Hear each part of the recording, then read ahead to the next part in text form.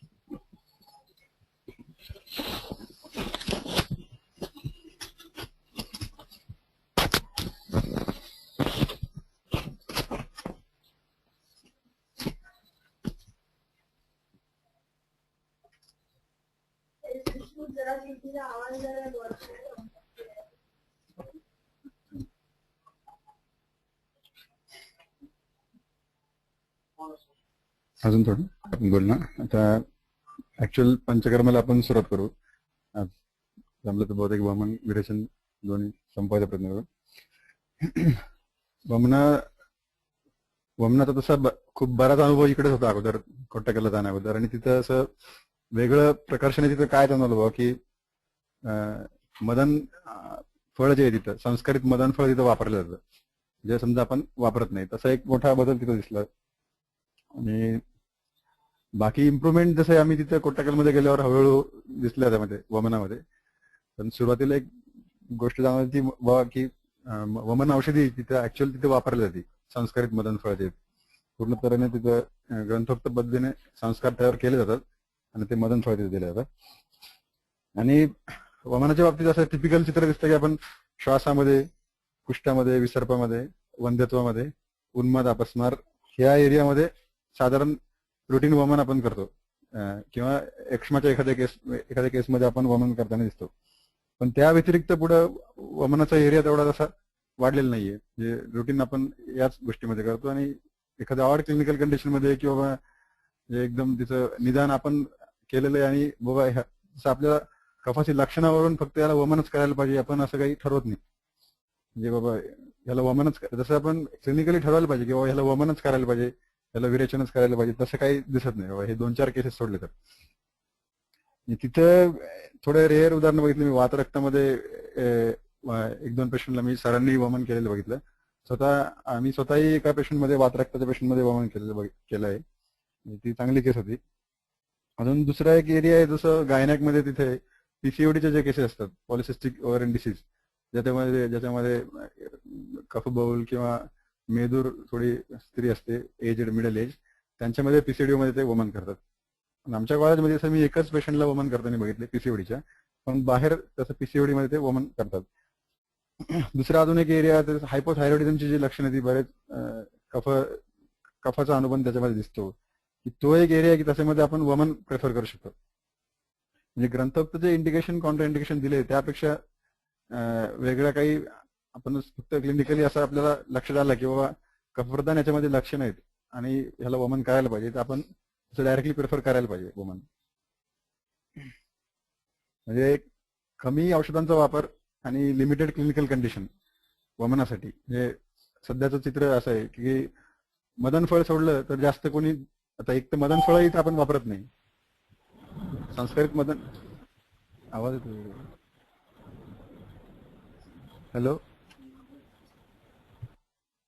तर मदन फळ तेवढं तेही आपण इकडे वापरत नाही. दुसरी गोष्ट अशी, आमच्याकडे मदन फळाच्या पलीकडे दुसरं काही नाहीये. मदन फळ तेच. तसं फायनल इयर मध्ये आमच्या कॉलेजमध्ये एक मानसरोगाचा विद्यार्थी आहे, त्यांनी धामरगावानं वमन असा त्याचा विषय आहे. मानसरोगामध्ये त्याचं स्पेशल इंडिकेशन आहे. तर डिप्रेशनच्या केसेसमध्ये त्याला कफजन्मात त्यांनी कन्सिडर करून त्याच्यामध्ये ते एक धामरगाव त्यांनी ऍड केलंय, आणि ते मी प्रत्यक्ष बघितलेलं पण आहे. त्या व्यतिरिक्त हा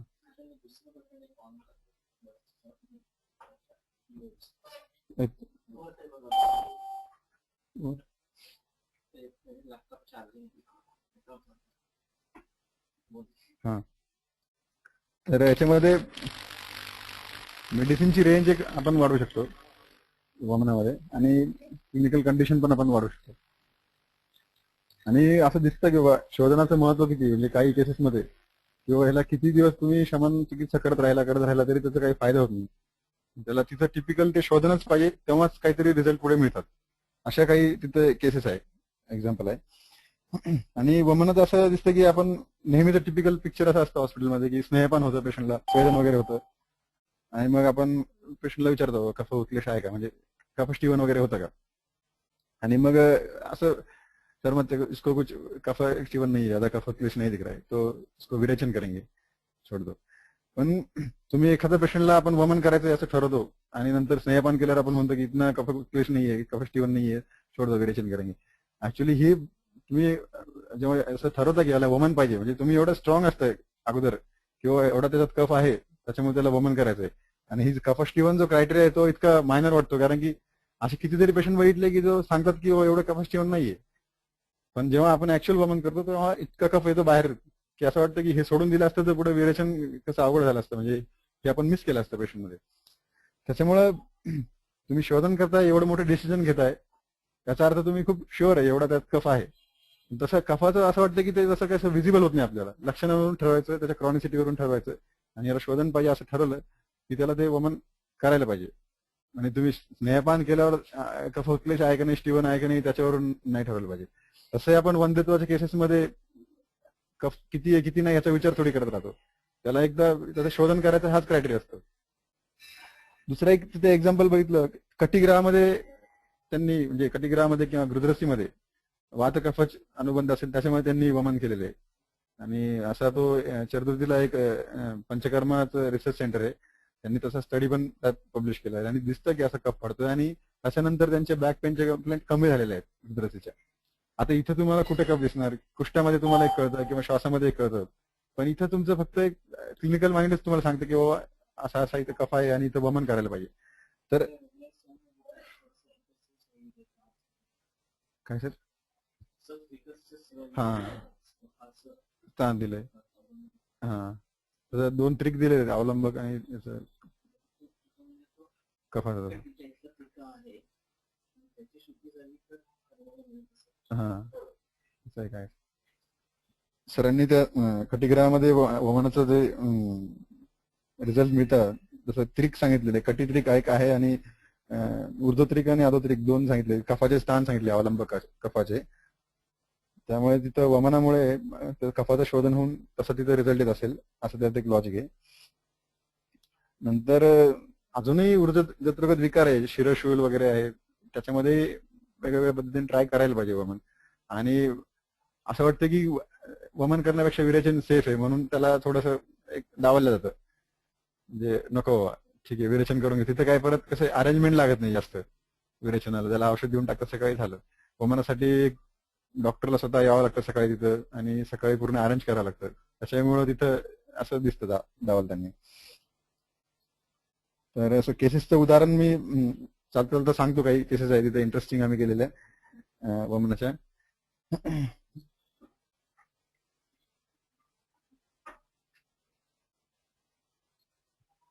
गृहिणीमध्ये एक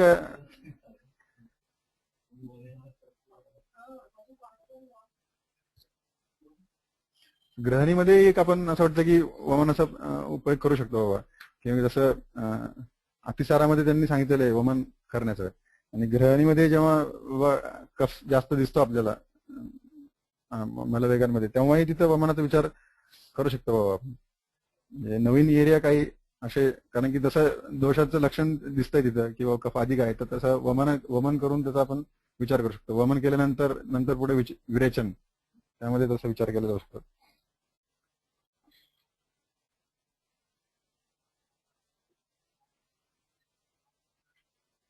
थोडे कॉन्ट्राइंडिकेशन प्रॅक्टिकली बघितलं तर हार्ट डिसीजेस किंवा तशी काही शक्यता असेल तर ईसीजी वगैरे आपल्या हातामध्ये पाहिजे. नंतर हायपरटेन्शन, कार्डियक अस्थमा आणि सीओपीडी. हायपरटेन्शनचे पेशंट नोंद जरी असले आणि जर मेडिसिन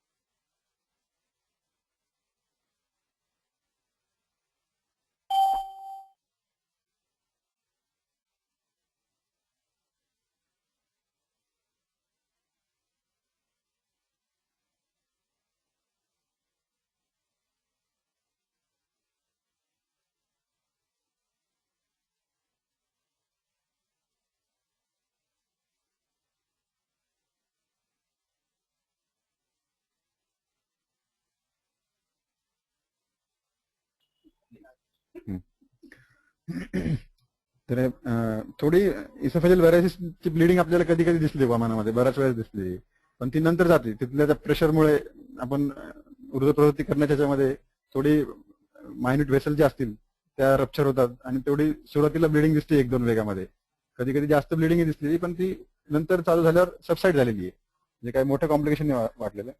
पण एक उदाहरण तिथं ऐकण्यात आलं होतं. एक डॉक्टर होते प्रायव्हेट हॉस्पिटलमध्ये, त्यांनी वमन केलं आणि इसोफेजल व्हायरसेस रप्चर झाल्या होत्या आणि खूप मोठ्या प्रमाणात ब्लिडिंग झालं होतं आणि ते पेशंटला आयसीयू मध्ये वगैरे ऍडमिट करायला लागलं होतं. म्हणजे अशी एक उदाहरण होतं, ते खरं उदाहरण होतं. ते पेशंट वाचला होता पण खूप ब्लिडिंग झालं होतं.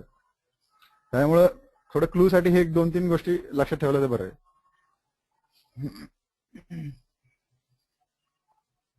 व्हेरिकोज वेन, पाईल्सचं म्हणजे उदावर तर त्याला कुठलाही नाही पाहिजे पेशंटला.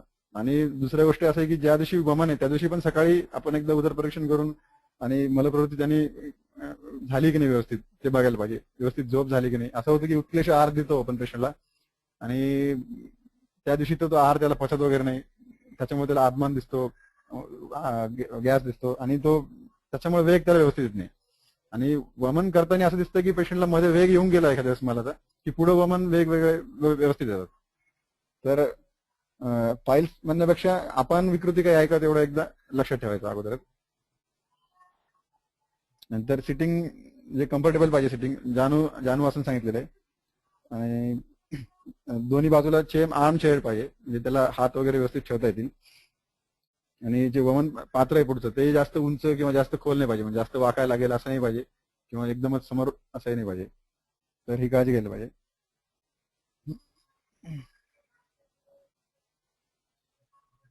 नंतर हे आखंडपान वगैरे, आता हे पुढचं आलं सगळं. आता समजा आपण स्नेहपान झाल्यावर पेशंट तिथे आम्ही 1 दिवसाच्या गॅपने किंवा 2 दिवसाच्या गॅपने असं म्हणतो, दोन्ही रेफरन्सनुसार करतो, पण साधारण 1च दिवसाचा गॅप असतो. त्याच्यानंतर स्वेदन तिथं आम्ही स्नेहपान झालं त्या दिवशी स्वेदन करत नाही. आता हा नवीन प्रकार आम्ही सुरू केला, स्नेहपानाच्या शेवटच्या दिवशी स्वेदन करायचं, दुसऱ्या दिवशी एक स्वेदन करायचं. वमनाच्या दिवशी सकाळी स्वेदन करून घेतो आणि नंतर उष्णजलाने स्नान होतं स्वेदन झाल्यावर. नंतर त्याला आम्ही यवागू देतो. यवागू म्हणजे आपली भाताची पेज थोडी घट्ट अशी, आणि त्यात थोडं जास्त तूप टाकून वगैरे देतो. तर कंपल्सरी सगळ्या पेशंटना ते आता आम्ही करायला लागलोय. पहिले तसं नव्हतं. पहिले असं होतं की आम्ही 4 ते 5 ग्लास त्याला दूध द्यायचो. 4 ते 5 ग्लास दूध दिल्यावर वमन औषध द्यायचो. वमन औषधी तुम्हाला डिटेलमध्ये दाखवतो मी पुढे कुठले कुठले आहे. तर वमन औषध दिल्यानंतर 20-25 मिनिटं असं थांबायचं, आणि त्याच्यानंतर जर त्याला सहजच वेग सुरू झाले तर आपलं अखंड पान देऊन त्याला चालू ठेवायचं. म्हणजे वमन औषध दिली आणि नंतर काहीच दिलं नाही असं नाही, अखंड पान द्यायचंच नंतर. नाही नाही नाही, वमन औषधी पुढे दाखवतो तुम्हाला. वमन औषधी म्हणजे मदन फळ, एक 3 ते 4 ग्रॅम मदन फळ पिपली घ्यायचो. नंतर एक यष्टी चूर्ण, वाचा, पिंपळी, सैंधव, मध, याचं जवळपास 40 ते 50 ml मध, हे एकत्र अर्धा ग्लास जवळपास वमन द्रव्य तयार होणार. 4 ते 5 ग्लास तुम्ही दूध दिलं की हे वमन द्रव्य दिलं जाणार. नंतर 20 ते 25 मिनिटं वाट बघितली जाणार. तसे त्याला वेग सुरू झाले आपोआप समजा औषधीचा प्रभावाने, तर मग अखंड पान देऊन, म्हणजे अखंड पान मग दूध, यष्टीमध्ये फांट याचा उपयोग करून चालू ठेवणार. आणि यानेही जर झाले नाही तर मग कंठप्रवर्तन किंवा मग हिनवेगेतू ते कणाधात्री, सिद्धार्थ कळवण ते आम्ही वापरणार. तो पुढचा सिक्वेन्स येतो. पण यवागू आता आम्ही जवळपास सगळ्या पेशंटला देतो कंपल्सरी, म्हणजे दूध देण्यापेक्षा काहीतरी सॉलिड फूड असणं अजून जास्त चांगलं होतं. ज्याच्यामध्ये त्यांनी असं युक्तिवाद करत येतं की बाबा आपण जर रिकाम्या पोटी औषध दिलं, रिकाम्या पोटी औषध द्यायचं असा उद्देश आहे शास्त्रामध्ये, पण पेशंट तेवढा बलवान पाहिजे तरच ते तसं औषध द्यायला पाहिजे. आणि मी अजून बघितलं नाही की बाबा म्हणजे रिकाम्या पोटी त्याला वमनाचं औषध दिलेलं आहे. म्हणजे उदाहरण मी ऐकलेलं आहे 1-2 ठिकाणी, पण काही न खाता वमनाचं औषध दिलेलं असं मी बघितलेलं नाहीये. 4 ते 5 ग्लास दूध तरी आम्ही देतो किंवा यवागू देतो. तर त्यांचं असं म्हणणं आहे की बाबा हे वमन औषधी जी तिथं आमाशयामध्ये 2 ते 3 तास तरी थांबलीच पाहिजे. तर ती थांबण्यासाठी काहीतरी आहार अगोदर गेला पाहिजे. त्याच्यामुळे जे पायलोरिक स्फिंक्टर आहे ते क्लोज होईल. ते पायलोरिक स्फिंक्टर जर क्लोज झालं तर वमन औषधी तुमची जी पुढे येईल ती एवढ्या लवकर खाली जाणार नाही, पुढे जाणार नाही. म्हणजे तुमचं वमन कंप्लीट होईपर्यंत वमन औषध तिथंच राहील, असं त्यामागे त्यांचं लॉजिक आहे. आता याच्यासाठी जर आपलं यवागू दिली किंवा तांदळाची पेज आणि त्यात तूप टाकून दिलं तर तो आहार किती गुरु आहे त्याच्यानुसार त्याचा एम्प्टिंग टाइम ठरतो आमाशयातला. 4 ते 5 ग्लास दूध दिल्यावर ही तसं ठीक आहे, तर स्फिंक्टर क्लोज होणारच आहे. मग तेव्हा सरांनी मी असं सांगितलं होतं की तुम्ही काही जरी आमाशय टाकलं तर स्फिंक्टर क्लोज होणारच आहे. डायरेक्ट जर वमन औषधी टाकले तरी स्फिंक्टर क्लोज होणारच आहे. म्हणजे त्याच्यामुळे स्फिंक्टर क्लोज होतं असं ते लॉजिक ते सांगतात. त्यात पेशंटचं बल जास्त महत्वाचं आहे. ऍक्च्युली बल जास्त महत्वाचं आहे. म्हणजे जर तुम्ही डायरेक्ट आपली जे वमन औषध दिली, जर त्या पेशंटचं बल नसेल तर ते उष्ण तीक्ष्ण त्या व्यवहारिक गुणामुळे पटकन खाली निघून जाईल. वमन औषधी पटकन वेग पण येईल किंवा त्यामुळे खाली पण जाईल ती त्या आमाशयातून.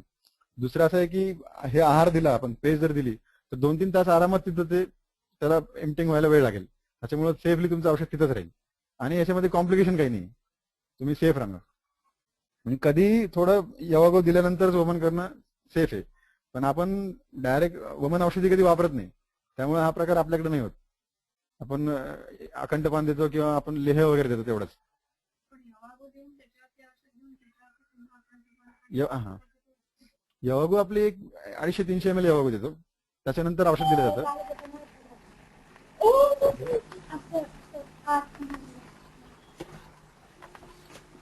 हॅलो, एक्सटेन्शनच्या ऐवजी काय असू शकतात, पिठा असू शकतो, बी असू शकतो.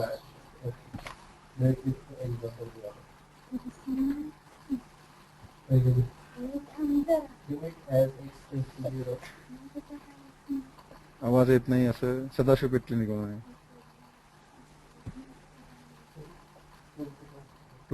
2 ते 3 तास आमाशयात थांबवण्याचा उद्देश. आमाशयात थांबवायचा उद्देश म्हणजे ते वमन पूर्ण झालं पाहिजे, त्या औषधीचा परिणाम तिथे राहिला पाहिजे. 2 ते 3 तास थांबवायचा असा उद्देश नाहीये. कमीत कमी आपला वमनाचा जो काळ आहे तेवढा वेळ तिथे राहिलं पाहिजे औषध. आवाज येतोय सर? येतोय तिकडूनच खूप. हा हा, हॅलो, आता येतोय आवाज, ठीक आहे. तर तसं त्यांचं एक लॉजिक आहे, पण यवागो दिल्यावर ते कधी आपलं सेफ होतं बा म्हणून कॉम्प्लिकेशन्स कमी दिसतील आणि पेशंटलाही त्रास कमी होतो.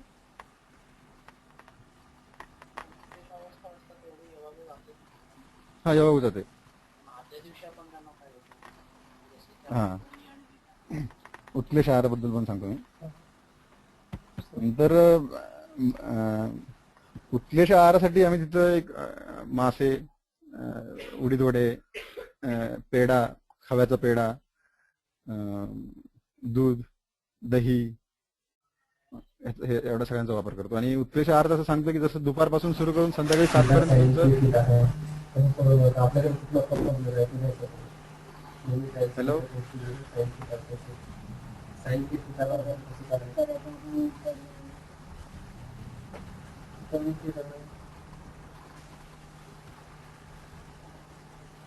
हे सगळं आवाज येतोय सर. सर्वांनी आपलं मायक्रोफोन म्यूट करा प्लीज. हॅलो.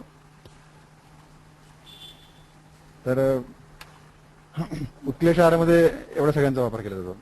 तर उत्क्लेश आहारामध्ये असं सांगितलं की जो उत्क्लेश आहार तुम्ही देणार तो दुपारपासून आम्ही सुरू करतो आणि संध्याकाळी 7 पर्यंत संपला पाहिजे. म्हणजे त्याचं व्यवस्थित पचन झालं पाहिजे त्या आहाराचं. नाहीतर तुम्ही उत्क्लेश आहार देत राहणार 7-8 पर्यंत रात्री, त्याचं काही व्यवस्थित पचन होणार नाही. दुसऱ्या दिवशी त्या पेशंटला मलवेग व्यवस्थित होणार नाही आणि सगळं तुमचं केलेलं प्रिपरेशन सगळं वाया जाईल. तर दुसरी अजून काळजी घ्यायची की उत्क्लेश आहार जो देणार तुम्ही, ते वडे वगैरे देतात तो खूप तेलकट तुपकट असं नको, त्याची काळजी घ्यायची. असे वडे वगैरे ऍक्च्युली द्यायलाच नाही पाहिजे. माश, तिल माश असं जे सांगितलेलं आहे त्यांनी वडे असं प्रिपरेशन नाही घ्यायचं. याची काळजी घ्यायची की ते कठीण नाही पाहिजे जे तुम्ही देणार, ते जास्त गुरू नाही पाहिजे आणि द्रवबहुल पाहिजे. ह्याची सगळी काळजी घ्यायची. तुम्ही कुठलंही प्रिपरेशन बनवा, असं त्यात द्रवबहुल एक विषय सांगितलं आणि ते पेशल कठीण असं सांगितलेलं आहे. ठीक आहे, त्याचा अर्थ पेशलचा.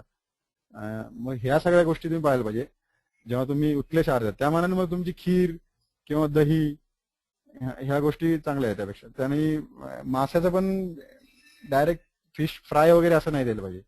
तिथं आम्ही ते स्ट्रिक्टली पेशंटला सांगायचं फ्राय वगैरे नाही घ्यायचे. आणि उडीद वडा म्हणजे असं वाटतं की तो वापरायलाच नाही पाहिजे आणि तिथे उडीद वडाच दिला यायचा, पण आम्ही नंतर ते बंद केलं होतं उडीद वड्याचा प्रकार, कारण की तो तसा नाहीये.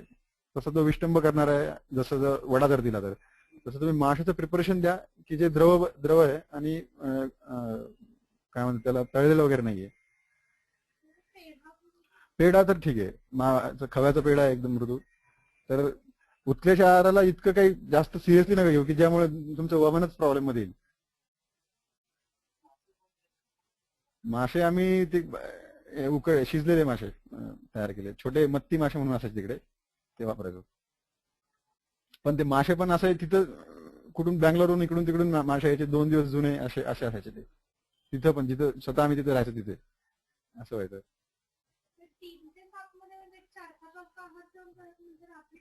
हा, रात्री काही त्याला भूक लागली असेल त्याला वाटल्यास दूध द्यायचं अजून प्यायला, काही हरकत नाही.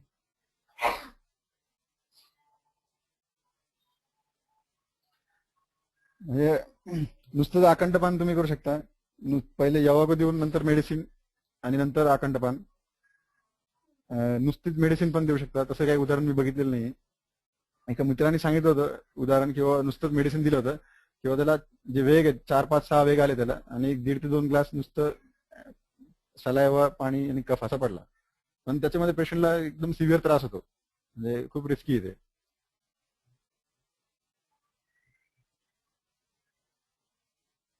नंतर आकंठपानासाठी आम्ही निंब पत्राचे त्याचा फांडा पण वापरलेला आहे कुष्ठाच्या पेशंटमध्ये पटोल टाकून.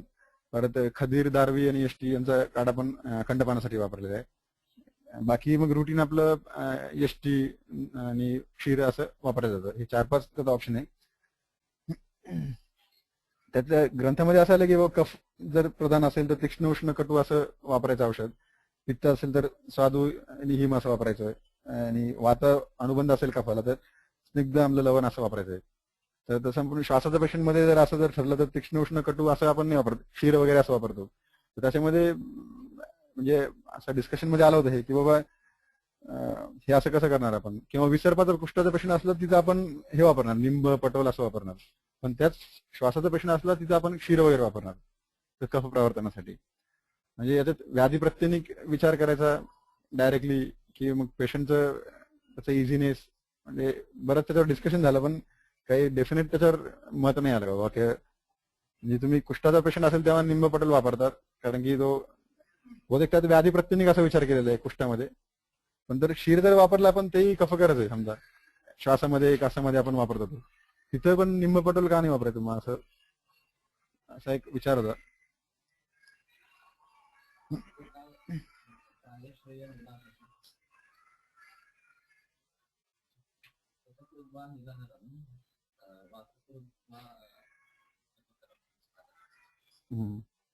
श्वासामध्ये वापरावर होऊन आलाय आणि पायश्रय पाय हा वातावरणच इष्ट आहे. बरं. ते बललक्षणासाठी जरी कफाचा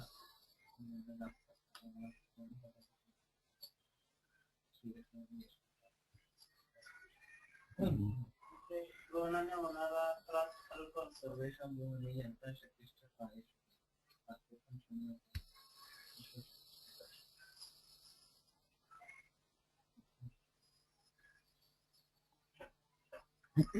तर असे उत्कलेश आहार सकाळ, आता आपण वमनाच्या दिवसापर्यंत आलो समजा,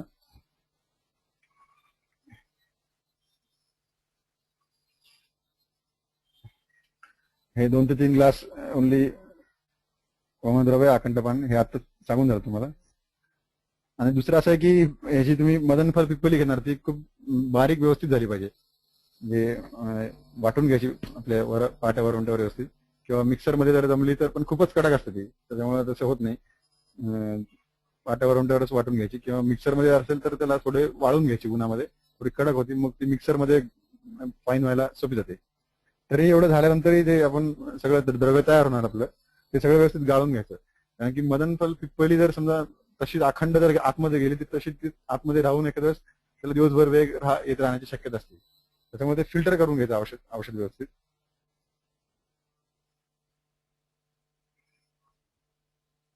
वमनद्रव्यामध्ये मदनफलाचा वापर करतो.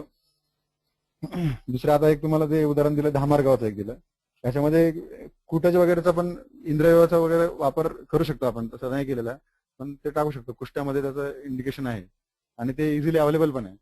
आपल्या नेहमीच्या लेहामध्ये आपण त्याचं ऍडिशन करू शकतो.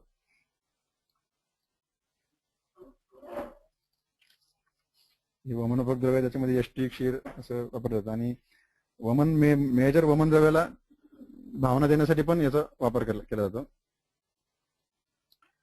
मदनफला तिथं मोठ्या प्रमाणात वापर केला जातो मदनफळाचा. तुम्हाला याचा मी व्हिडिओ दाखवतो त्याचं मदनफळ संस्काराचा. आम्ही होतो तेव्हा त्याचा काही संस्कार तिथं झाला नव्हता, म्हणजे अगोदरच ते अवेलेबल होतं मेडिसिन, पण आम्ही मागे आलो तेव्हा मी इथून मदनफल गोळा केलं तेव्हा याला. मागच्या वेळेस आपण तिकडे कार्यक्रमाला गेलो होतो तिकडे, हा तिथून मदनफळ मी गोळा केली. हा, तिथून ती गोळा केली ती मदनफळ. आणि मग तिथं गेल्यावर ते सगळं ते कुशपुटामध्ये गोमय लेप करून आम्ही केला होता त्याचा, म्हणजे थोडंसं तयार झालं होतं, पण ते केलं होतं आम्ही तो संस्कार.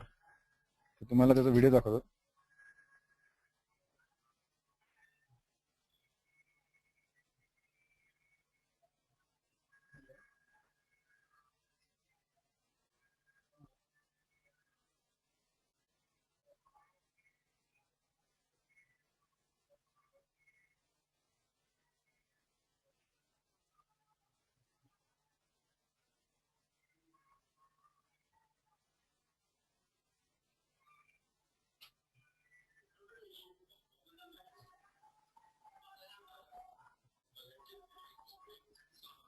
मदनफळ जमा करायचे, ग्रीष्म वसंत अंतरे असं सांगितलंय. हे ते ह्याच्यामध्ये गुंडाळून घेतले आपल्या कुशामध्ये, नंतर गोमय लेप करायचं त्याच्यावरती, नंतर हे धान्य राशीमध्ये पुरून ठेवायचं.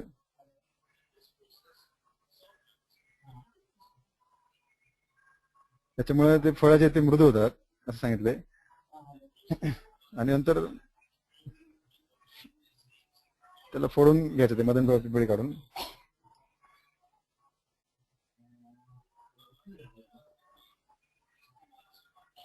नंतर ते घृतामध्ये असं घृत दधी जे क्रम सांगितलं त्यांनी, घृत दधी मधू आणि पलल तिलकल्क असं सांगितलंय, आणि त्याच्यामध्ये सुकू द्यायची.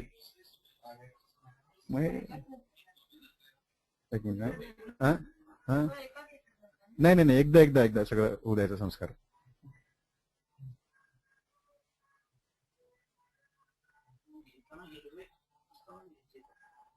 तसं ते हा नाती पांडुनी नाते हरितानी असं दिलं, पण हे सगळे हिरवेच होते इथे.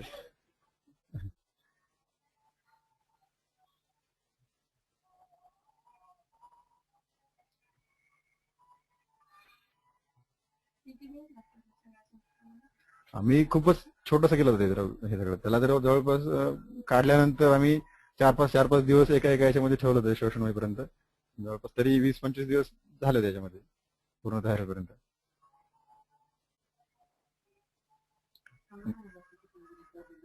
नाही, ते फक्त बुडेल इतपत ठेवायचं.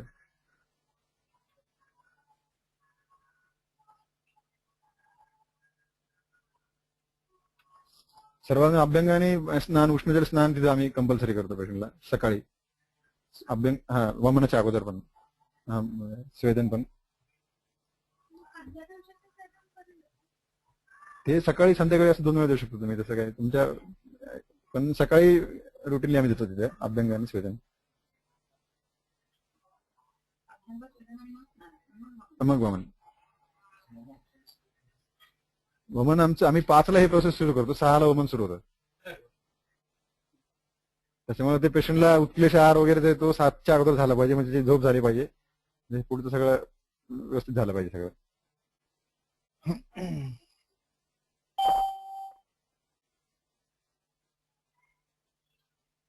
नंतर हे प्रिपरेशन ऑफ वमना मेडिसिन आहे. मदन फळ पिप्पली, यष्टी मधू, वाचा आणि मधू आणि सैंधव, एवढं सगळं मिश्रण केलं जातं. सैंधव जवळपास 10 ग्रॅम आणि मध 40 ते 50 ml असं असतं. नंतर हे वमन औषध दिल्यानंतर आता एक जवळपास 40-45 मिनिटं थांबतो आम्ही, मुहूर्तभर थांबतो. जरी तुम्हाला वेग जरी नाही आले समजा मुहूर्तभर थांबून, पण ह्या जे सैंधव मध हे सगळं दिले तुम्ही, त्याची चांगली ऍक्शन होते. म्हणजे कफाचं विलयन, छेदन खूप चांगलं होतं. जरी तुम्हाला डायरेक्ट वेग नाही आले तरी काही हरकत नाही, पण एक मुहूर्तभर याच्यामध्ये या औषधांची ऍक्शन खूप चांगली होती आणि कफ तुम्हाला इझिली पडताना दिसतो बाहेर त्या मानानं. आणि सैंधव मधुवती आपलं हे पेशंटच्या ऍडजस्टमेंटनुसार, जर ते खूप लेहासारखं होतं तर त्याला ते लेह घेऊन खायला अवघड गेलं तर थोडा क्षीर टाकतो किंवा यष्टीमध्ये फांडे टाकतो, मग त्याला प्यायला देतो. नाहीतर तो लेह म्हणून डायरेक्ट घेऊ शकतो त्याला, जर त्याला तसं सोबत असेल तसं. आपलं बस्तीसारखंच मिक्स करायचं त्याला, माक्षियम लवणम असं, म्हणजे व्यवस्थित मिक्स होतं ते. वाटल्यास असं करायचं की हे जे औषध आहे हे आदल्या रात्री मिक्स करायचं सगळं आणि थोडं फांटामध्ये भिजत ठेवायचं, म्हणजे ते व्यवस्थित त्याचं असिम्युलेशन चांगलं होतं दुसऱ्या दिवशी. म्हणजे हा तसंच सांगितलेलं, आदल्या दिवशी ठेवायचं सांगितलेलं.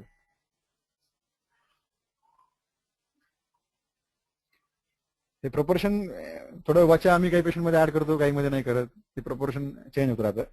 म्हणजे आमचे सर होते ते नेहमी आले की सकाळी वाचा किती नळ आला असं विचारायचे ते. तर ते आम्ही सांगायचो 1 पिंच 2 पिंच असं, किंवा काही पेशंट मध्ये आमच्या मनात आम्ही नाही टाकायचो, ते मग म्हणायचे व्हेरी गुड, नाही टाकलं ठीक आहे, पेशंट मध्ये काही गरज नव्हती. ते वाचाचं असं नेहमीच असायचं रोजचं, ते दरवेळेचं सचिनला माहिती. त्याच्यामुळे हे पिप्पळी, हे सरशप वगैरे नंतर टाकायचं जेव्हा ते हिनवेग असेल तेव्हा ते बनवून ठेवायचं. सरशप जे आदल्या दिवशी रात्री भरडून पाण्यात भिजत ठेवायचे, म्हणजे दुसऱ्या दिवशी त्याचा कल्क तुम्हाला सकाळी तयार होतो. आणि मग त्यात बाकीचे द्रव्य नंतर टाकून जेव्हा गरज पडली तेव्हा द्यायची ते.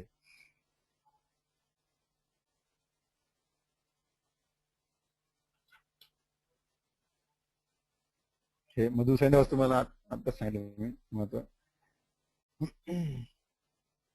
साधारण तिथं नेहमी वमन जे करायचे ते हे नाही करायचे, क्षीरानेच करायचे. एसटी मध्ये फांट वगैरे कधी वापरत नव्हतं जास्त, मग तिथे आम्ही वापरायला लागलो ते. आणि एसटी मध्ये असं आहे की मार्केटमध्ये तुम्हाला खूप अडल्ट्रेशन मिळतं त्या एसटी मध्ये फांटामध्ये, तर मग आम्ही एसटी मध्ये डायरेक्ट जे काढा आहे त्याच विकत घ्यायचो आणि त्याला फोडायचो काढायला, आणि मग त्याचं फांट बनवायचं. चूर्ण कधी डायरेक्ट घेत नव्हतो. आणि असंही एसटी वापरताना आम्ही काढाच घेऊन त्याचं चूर्ण करून मगच ते वमन औषधीमध्ये वापरायचो.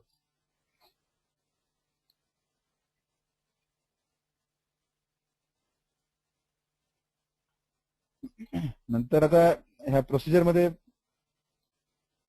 आपलं नेहमीसारखी कफाछेदन होईपर्यंत किंवा पेटंतिक पेशंटच्या बलानुसार तिथपर्यंत प्रोसीड करायचं बाबा. जर कधी नाहीच समजा बाबा व्यवस्थित वेग आले तर आपण कणाधातरी ते देणार पेशंटला. ते 1 ते 2 वेळेस देणार. त्यांनी असं दिसतं की दिल्यावर खूप पटकन स्टिम्युलेशन बसतं पेशंटला आणि जोरात वेग येतात. असं दिसतं बऱ्याच वेळा, असं बघण्यात आलं. आणि काही काही पेशंटला त्यांनी काही होत नाही, मग सगळं ते आतमध्ये अडकून राहतं.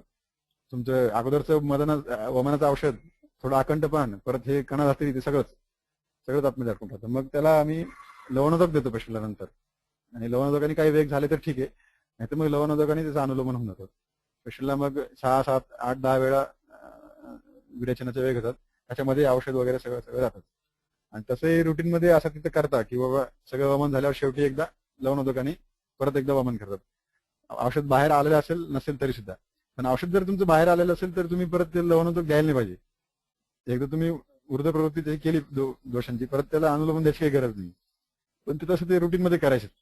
नाही म्हणलं तरी एकदम थोडं अखंडपान थोडं राहतच. एवढं उदर लागाव पाहिजे पेशंटला. पण समजा नसलंही, पण उरं लागाव आलं आणि तुमचं कफाछेदन वगैरे झालेलं असलं तर राहिलेलं थोडं अखंडपानाचं काळजी नाही करायची, जर औषध आतमध्ये अडकलेलं नसेल तर. पण जर औषध आतमध्ये अडकलेलं असेल तर लवणोदकांनी त्याला शेवटचे वेग आणायचे वमनाचे, नाहीतर मग ते अतिसारात निघून जाईल. पण एकदा औषध बाहेर आलं की तसं काही टेन्शन राहत नाही जास्त. म्हणजे वमन मग होईल तसं होईल. म्हणजे औषध देण्यामागे हीच मोठी रिस्क असते. म्हणजे पेशंट तसा आमच्या ऑब्झर्वेशन मध्ये असतो. नंतरही एखाद्या वेळेस पेशंट वाढत गेला की 1-1.5 तासाने त्याला वेग येतो आणि मग ते औषधही पडतं आणि सगळंच पडतं. म्हणजे तो झाल्यावर अर्ध्या घंट्यात त्याला पाठवू शकत नाही आपण गाडीवर कुठं किंवा जावं, म्हणजे शक्य नाही. नंतर संसर्जन क्रम आहे तसा आपलं तिथं काय कांजी म्हणजे आपलं भाताची पेज तिथं भेटत असते. त्याच्यात फक्त ते पाणी कमी जास्त, म्हणजे पहिले सांगतो फक्त पाणीच घ्यायचं, नंतर मग हळूहळू ते पाणी कमी कमी करत करत करत तसं त्याला वाढत जातं पुढं. तर संसर्जन क्रमात असं हे दिसतं की विचार बाबा आपण वेग जे सांगतो वमनाचे वेग किती आले बाबा, आता आपण हे कफाछेदन होईपर्यंत अखंडपान करत राहणार, त्याला वेग येत राहणार. असे जर वेग बघितले तर आपले 50-60 वेग होऊन जातात. म्हणजे ते 10, 8, 4, 6, 8 जसं ग्रंथामध्ये दिले तसं ते आपल्याला काही म्हणजे बघायला मिळतच नाही. नुसतंच तुम्ही समजा औषध दिलं बाबा आणि मग प्युअर औषध दिलं, बाकी काहीच दिलं नाही, अखंडपान वगैरे नाही केलं, तर तुम्हाला ते तसं 4, 5, 6 वेग, 4, 6, 8 वेग बघायला मिळू शकतात. दुसरं असं ते सांगतात की बाबा अखंडपान तुम्ही देत राहायचं आणि किती वेळेस तो पेशंट वाकला एकदा वेगासाठी तेवढे ते वेग धरायचे. एकदा वाकल्यावर किती वेळा त्यांनी केलं ते नाही धरायचं. म्हणजे वेगाची कन्सेप्ट 2-3 म्हणजे त्यात बरेच वाद आहेत. म्हणजे जसं तुम्हाला कासाचा एकदा वेग आला तर तुम्ही नुसतं असं ते एक उदाहरण द्यायचे आमच्यासारखी किंवा एकदा असं तुम्ही खोकले म्हणजे तो एक वेग नाही धरायचा, तुम्ही कितीतरी वेळेस खोकत राहील त्याच्यामध्ये, तो तुमचा एक वेग झाला कासाचा. जसं अपस्माराचा एक वेग आला त्यामध्ये किती वेळ झटके दिले तर तेवढे वेग नाही घेणार तुम्ही, तर एक तो तेवढा वेग धरायचा. तसंच तुम्ही एकदा ते वाकले की तेवढा तो एक वेग धरायचा असं त्यांनी सांगितलं. आणि तसंच विरेचनाच्या बाबतीतही पुढे तसा तो वाद.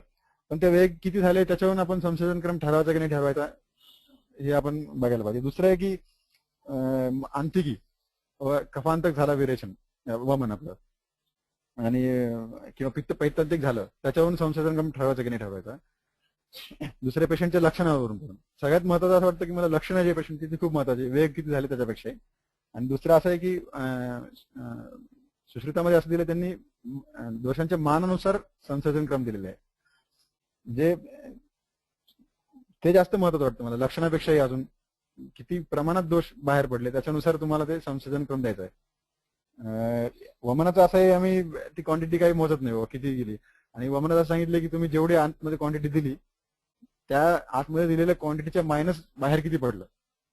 तर असं आहे की ते जेवढं आतमध्ये दिलं तेवढं पण बाहेर येत नाही, म्हणजे काहीतरी मध्ये अटकून जातं किंवा म्हणजे असं दिसलंच नाही की बाबा 4 लिटर दिलं आणि 4.5 लिटर बाहेर आलेलं आहे. म्हणजे जे एक्स्ट्रा बाहेर आलं तेवढं सांगितलंय आणि त्याचे अर्धा 1-1.5 असं प्रस्त तेवढे ते उत्तम मध्यम हीन असं सांगितलंय. तसं काही म्हणजे जाणवलं नाही. मग असं करतो की पेशंटचं वेट घ्यायचं आपण वमनाच्या अगोदर आणि वमनाच्या नंतर. तो एक डिफरन्स दिसतो आपल्याला किंवा जरी आतमध्ये अटकलेलं असलं तरी त्याचं थोडं वजन कमी झालेलं का नाही पेशंटचं, म्हणजे आपल्याला दोष तसे बाहेर गेलेले कन्फर्मेशन मिळतं. तरी लक्षणाला जास्त महत्व द्यायचं संशोधन क्रमामध्ये. वेग किती आले त्याचा काही विचार नाही करत बसायचा.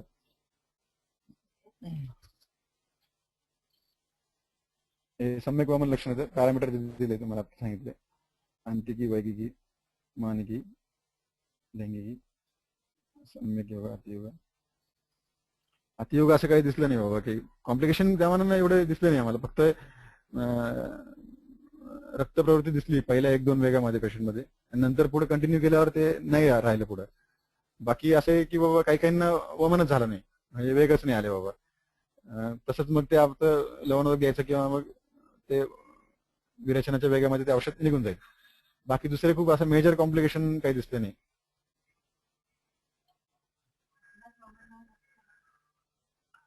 अजिबात वमन जे वेग आले पेशंटला, आपण म्हणजे कष्टाने म्हणजे प्रवर्तन वगैरे करून पण एकदम स्कॅटर्ड म्हणजे फुल वेग आलेच नाही. मग ते संवृत कोष्ठ वगैरे असे प्रकार दिले त्यांनी, पण मग त्यात आपल्या प्रिपरेशनमुळे नाही आले व्यवस्थित, की कुठे आपला लॅक्युना राहिला ते काय. एक मोठा मेजर दिसतं की बाबा त्या पेशंटला जर मलवेग व्यवस्थित आलेला नसेल किंवा उदर लागवर नसेल, व्यवस्थित झोप झालेली नसेल, फूड डायजेस्ट झालेलं नसेल, तर वमनाचे वेग चांगले येत नाही. आणि तेव्हा वमन चालू असताना जर त्याचं अनुलोमन झालं, वेग व्यवस्थित आले, तर त्याला वमन चांगलं होतं. हे आपल्या हातातली गोष्ट आहे, तेवढी आपण करू शकतो. तेव्हा मग आम्ही असं करतो की पेशंटला उदरवागी एरंड तेल किंवा आपलं साधं तेलाने चांगली मसाज करून घेतो आणि स्वेदन करतो ते चांगलं. खूप झालं तर त्याला थोडा अर्धा ग्लासभर गरम पाणी प्यायला देतो. त्यात वेग आला तर बरं आहे, बाकी काही करू शकत नाही. आदल्या दिवशी आम्ही मग त्याला एक अनुलोमन म्हणून 2-3 धानोंतर गुलिका असं द्यायचो. म्हणजे त्या मानानं मग त्याला जसं आज आपण त्या पेशंटला आरोग्य कपिला आणि आरोग्यवर्धन दिलं होतं, उद्या त्या पेशंटचं वमन आहे, तर तसं एक म्हणजे कितपत ते जास्त नाही करायला पाहिजे, कारण की उद्या आपल्याला वरती प्रवृत्ती करायची. आज तुम्ही फक्त जस्ट त्याचं अनुलोमन झालं पाहिजे इतपत द्यायचं.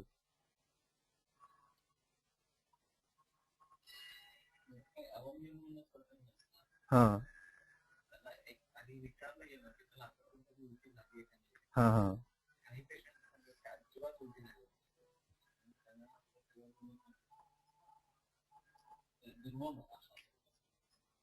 हा हा असे असे आम्ही म्हणजे पेशंटला दरवेळेस हे विचारतो, अगोदर कधी उलटी झाली का, तुम्ही प्रवासात जाता तेव्हा तुम्हाला मळमळल्यासारखं होतं का, तिथे उलटी वगैरे झाली का.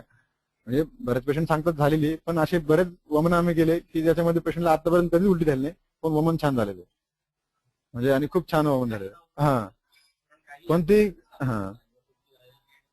बहुतेक म्हणजे ह्या गोष्टी तुम्हाला तुमचं वमन चांगलं का नाही झालं ह्याचं लॉजिक द्यायला तरी काम पडतात. म्हणजे अगोदर तुम्ही त्याला काही करू शकत नाही, पण तुमचं काय बाबा तुमचा प्रॉब्लेम झाला तर तुम्ही कारण द्यायला पाहिजे. तसं हे कारण त्यात बसतं.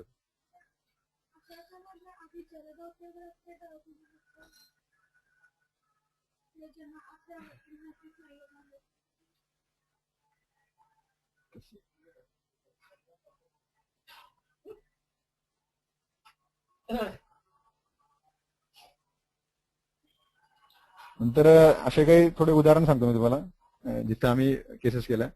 एक माझीच क्लासमेट होती, तिला शिरोशील होता, खूप कफत शिरोशील होता, मळमळ व्हायची, हेवीनेस वगैरे वाटायचं जास्त. आणि मग तिला म्हटलं आपण वमन वगैरे करू बाबा तिला, पण मग ते स्नेहपान करणं आणि वमन करणं म्हणजे इतका तिला शिरोशील होता आणि हेवीनेस इतका होता. तिला मग आम्ही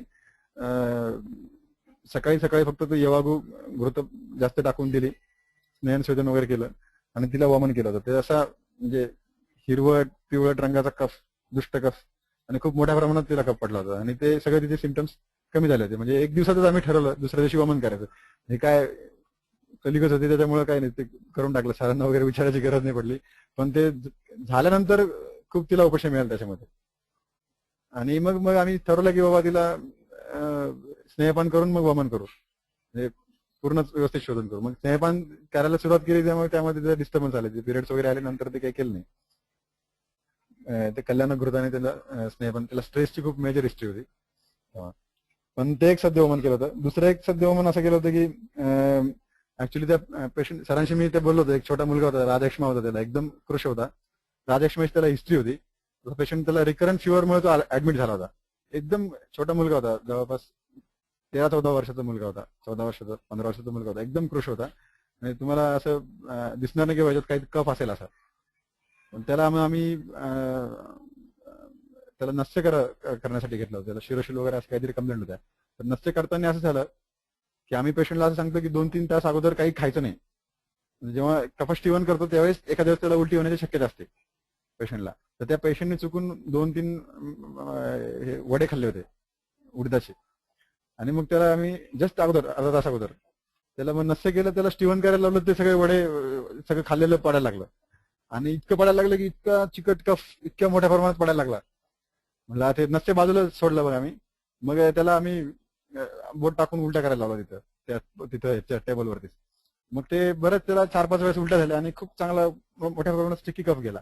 म्हणजे नस्यापेक्षा इकडूनच जास्त कफ यायला लागला म्हणला त्याचा. मग नंतर मग सरांनी मी फोन करून विचारलं होतं, आणि नंतर मग आमचे जे सर होते ज्यांच्या अंडर हा पेशंट ऍडमिट झाला होता, तर सरांनी सांगितलं की सर राजक्ष मध्ये हिस्ट्री, आणि तसं तो कफाचा जो स्त्रोतावरच दिसतो तो, म्हणजे कसे ब्लॉक झालेले स्त्रोत सगळे, तर त्याच्यामध्ये ते बघायला मिळालं. मग सरांना सांगितलं की आपण याला वमन करू. इतका पेशंट एवढा वीक होता की याला वमन करायचं. सर म्हणले याला कसं वमन करायचं.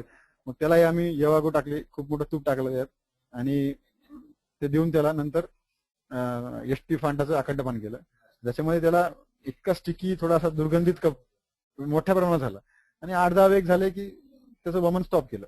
असे त्याला अजून 10 दिवसाच्या गॅपने असंच परत वमन केलं, आणि मग तिथून पुढे पेशंटचा ज्वर गेला, त्याचं थोडं बल वाढलं, आणि हे सगळं झाल्यावर त्याचं बल खूप चांगल्या प्रमाणात वाढलं, अग्नी वाढला, आणि तो पेशंट इम्प्रूव्ह होत गेला. नंतर पुढे त्याला कधी ज्वर वगैरे नाही आला. म्हणजे ऍक्सिडेंटली हे नस्य करताना हे दिसलं असं. म्हणजे क्लिनिकली आम्हाला कधी इमॅजिन झालं की एवढा कप असेल, असा स्त्रोत आहे त्याचा. दुसरा असा एक पेशंट होता की बाबा म्हणजे त्याला स्नेहपान चालू केलं गुगल तिक्तकृताने. त्याला म्हणजे विरेचन करायचं बाबा, मल्टिपल जॉईंट पेन होते, कधी कधी सकाळी स्वेलिंग वगैरे राहायची, आणि सांधे दुखायचे, छोटे छोटे सगळे सांधे दुखायचे. जे वात रक्ताचं पेशंट आहे असं डायग्नोस केलं होतं, आणि बाकी दुसरं काही आम्ही लक्ष दिलं नाही. तोही त्या जी मुलगी होती तिचे काका होते, आणि त्यामुळे सर म्हणले की तू बघ बाबा त्या पेशंटचं काय आहे ते बघत राहा. मग स्नेहपान चालू असताना त्यांना एकदा दोनदा उलटी झाली म्हणजे संध्याकाळी. तर मग त्यांना मी घरी बघायला गेलो. म्हटलं झाली बाबा उलटी, मळमळ होती, थोडा कफा असेल बाबा, आणि आपलंच पेशंट आहे तर करू वमन विरेचन सगळं पंचकर्म करून टाकू. म्हणून मग त्यांना आम्ही वमन करायचं ठरवलं. वमन करण्यासाठी असं काही डायरेक्ट आमच्याकडे काहीच नव्हतं की बाबा त्यांना ह्याच्यासाठी वमन करायचं बाबा. म्हणजे सांध्या दुखतात आणि आपलं स्नेहपान करून विरेचन करायचं. सांध्यामध्ये बाबा 10 वगैरे आहे आणि थोडा शोफ वगैरे असतो, जास्त नाही. तर त्यांना वमन केलं आम्ही. म्हणजे त्या वमनामध्ये म्हणजे 18 ते 20 लिटर आम्ही अखंडपानासाठी द्रव्य वापरलं. एवढा त्यांना कफ होता, त्याचा आम्ही कधी विचारही नव्हता केला त्या की बाबा यासाठी त्यांना वमन करायचंय. आणि नंतर असं सांगितलं त्यांनी की त्यांना 8-10 वर्षापासून जी मान अशी जखडलेली त्यांचे सगळं MRI वगैरे सगळं करून झालं, त्यामुळे एकदम फ्री झाली म्हणे सगळं. आता म्हणजे काहीच उरलंच नाही म्हणे, म्हणजे एकदम जादू झाल्यासारखं. आणि मी एवढ्या ॲलोपॅथिक डॉक्टरला दाखवलं, सगळं केलं, तर ते मन्यास्तंभ जे अब्बाहू ह्याच्यामध्ये जे वमन आलेले आहेत तर ते ह्या पद्धतीने आले असतील. म्हणजे आपण समजा असं कधी ठरवलं की बाबा हे असं संधिवाताचं पेशंट आहे पण ह्याच्यामध्ये वमन करायला पाहिजे, तसं ते आमचे एक सर होते, त्यांनी वात रक्ताच्या पेशंट मध्ये थोडं मृदू वमन केलेलं होतं आणि थोडा उपशय पण त्या पेशंटला दिसला. म्हणजे 2-3 केसेस होत्या वमनाच्या. आणि तिथं मेंटल हॉस्पिटलमध्ये रुटीन आहे प्रोसिजर वमनाची. उन्मादाच्या पेशंट मध्ये ते आपलं एक साधारण शोधन म्हणून ते वमन करून घेतात. 8 वाजता ते वमन येतात तिथं. आणि आमच्या कॉलेजमध्येही रिसर्च घेतात तर ते तेव्हा काय बरेच त्यांना काउन्सिलिंग वगैरे करावं लागते. पेशंट डॉक्टरच्या कंट्रोलमध्ये पाहिजे व्यवस्थित. नाही काही त्रास येत नाही तेवढे. म्हणजे एकदम खूप वेळ एकदम असे नाही तसे पेशंट नाही. ते काय म्हणजे त्या पेशंटला असं की तिथं एक अजून एक तिथे एक मंदिर आहे केरळमध्ये, आणि तिथे एक करणी करणं बाबा अशा खूप समज आहे बाबा तिथं. तर त्या तिथे गेल्यावर ते एक औषध देतात, म्हणजे त्यांचा एक प्रसाद देतात बाबा. तो प्रसाद दिल्यानंतर त्या मंदिराला प्रदक्षिणा घालायला लावतात, आणि त्या प्रदक्षिणा करता करताच त्याला उलट्या होत राहतात पेशंटला, त्या भाविकाला त्या आपल्याला. आणि मग त्याला असं सांगितलं होतं की बाबा हे औषध दिले तुला, जे कोणी काही दिलेलं आहे विष आता याच्यामधून अन्नामधून किंवा कशामधून, तर ते यातनं बाहेर निघून जाईल, तुझ्यात काही दोष राहणार नाही. मग तो बरा होता पेशंट त्याच्यामध्ये. मग तो सायकोलॉजिकल इफेक्ट किती आहे आणि ऍक्च्युअल मेडिसिनचा इफेक्ट किती आहे ते माहित नाही. हा नुसतं ते औषध घेऊन उठावं. नाही ते त्यांनाच माहिती ते मंदिरातलं पुजारी वगैरे डॉक्टर वगैरे कोण नाही तिथे तसं. आमच्याकडे आम्ही एक आरोग्यशाळेचं प्रिपरेशन आहे, कैविष परिहारी गुलिका म्हणून आहे. कैविष म्हणजे आपण हाताने जिलेलं जे विष आहे ते जे मार्केटमध्ये अवेलेबल आहे ते आरोग्यशाळेचं प्रिपरेशन आहे. 30-35 रुपयाला एक गोळी आहे. तशी ती फक्त एक गोळी दिली जाते पेशंटला, किंवा जसं काही कन्सेप्ट असेल किंवा तुला कोणी करणी केलेली आहे किंवा विष दिलेलं आहे असं. आणि हेही जे उन्मादाच्या पेशंटला आहे असंच काउन्सिलिंग केलं जातं की बाबा आता हे सगळं बाहेर पडेल तुझं, आता आपण तू पाजू, असं करू तसं करू, त्याला असं काहीतरी समजून सांगून मग तसा तो सायकोलॉजिकल इफेक्ट दिसतो. आणि जसं ह्या मानसिक रोगामध्ये याचा रोल बाबा वमन विरेचनाचा आम्हाला एक प्रश्न आला होता परीक्षेसाठी आता. मग आता मानसिक रोगामध्ये तुम्हाला हे शोधन करायचं तर तुम्ही शारीरिक दोषाचा आणि मानसिक दोषांचा कुठपत विचार करणार. तुम्हाला जसं शारीरिक दोष तुम्हाला दिसत नसले तरी तुम्हाला त्यात वमन करायचंय, कारण की तो उन्मादाचा पेशंट आहे. मग याच्यात तुम्ही काय हे करणार असं आहे. आणि एक स्नोई वगैरे सारखी द्रव्य आले जी विभ्रांत चेतसी असे त्याचे इंडिकेशन आहेत.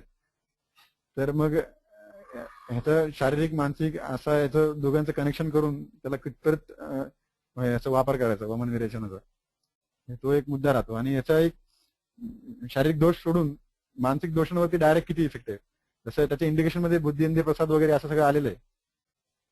पण मग ह्याचं कॉम्बिनेशन कसं बसायचं असा एक ते पेपरमध्ये तसाच प्रश्नच टाकला मी परत उद्धारामध्ये पण.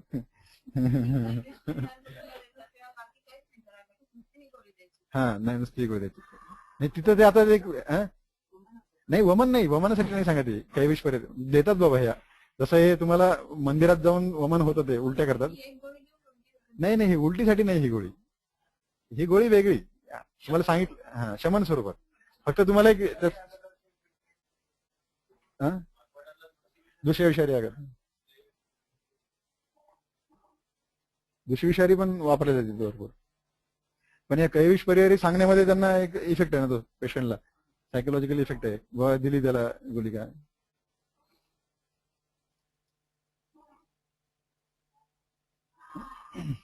बाकी नंतर मग धूमपान केलं जातं पेशंटला. हे झालं आपलं वमन वगैरे झालं व्यवस्थित, नंतर आपले गरम पाण्याने त्याचे हातपाय वगैरे धुतले जातात. नंतर धूमपान जे मुखाने करायचंय वमनामध्ये असेल तर, आणि नस्यामध्ये उलट नासाने करायचं. नासाने आतमध्ये घेऊन तोंडाने सोडायचंय, वमनामध्ये तोंडानेच घेऊन तोंडानेच सोडायचंय असं त्यामध्ये आहे. तर हे जवळपास 40-45 मिनिटं झाल्यावर हे धूमपान वगैरे केलं जातं. धूमपानासाठी मग धूमवरती आम्ही तिथं स्वतःच तयार केलेली. ते नस्याच्या याच्यामध्ये सांगतो धूमवरती कशी तयार केली काय, त्याच्यामध्ये येईल त्या डिटेलमध्ये. हे साधारण एवढं आहे ते वमनाच्या बाबतीत, एवढं होतं रुटीन मध्ये.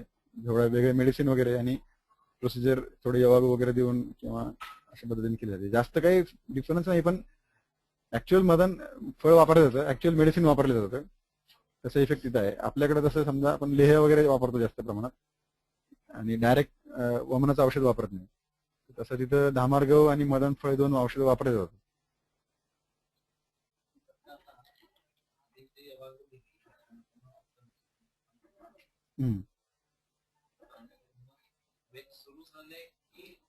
अखंडपान, हा अखंडपान,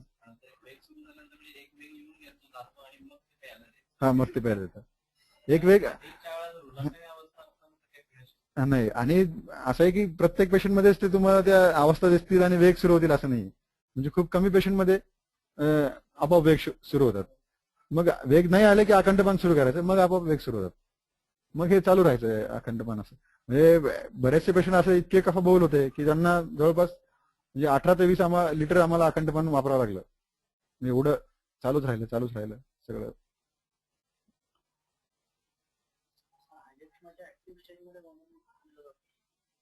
ऍक्टिव्ह स्टेज मध्ये म्हणजे नाही हे राजक्ष्माची ही एकच केस होती ज्याला राजक्ष्मा अगोदर झालेला होता. तो ऍक्सिडेंटली ते आम्ही वमन केलं होतं. म्हणजे तेच सुरुवातीलाच मी सांगितलं की कुष्ठ, श्वास, विसर्प हे 2-4 कंडिशन सोडल्या की तसं दिसत नाही काही. पण त्या राजक्ष्मामध्ये पण सद्यवमन कितपत वापरता येईल असं आहे. म्हणजे ऍक्च्युअल ते खूप लीन असतो कफ, त्यामुळे स्नेहपान केल्यावरच तसं सद्यवमन वगैरे केलं जाईल. पण त्या मुलामध्ये त्या मनानं छोट्या मुलामध्ये पण तोही कफ एकदम स्टिकी होता, असा म्हणजे दुर्गंधीत असा होता. नंतर मुखदूषिका वगैरे त्याच्यामध्ये हृदयरोग विकारांमध्ये पण आपण नवीन त्याच्यामध्ये करू शकतो आपण.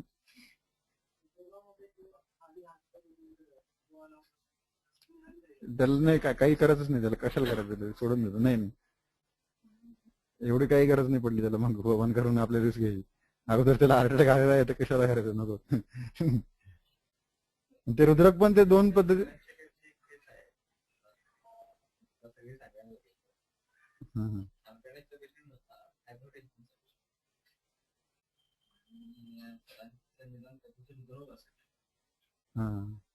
तरी सुद्धा ॲलोपॅथीच्या औषधांनी रिझल्ट विचारायला आणि तुम्हाला परत 6 महिने परत आहे. ठीक आहे,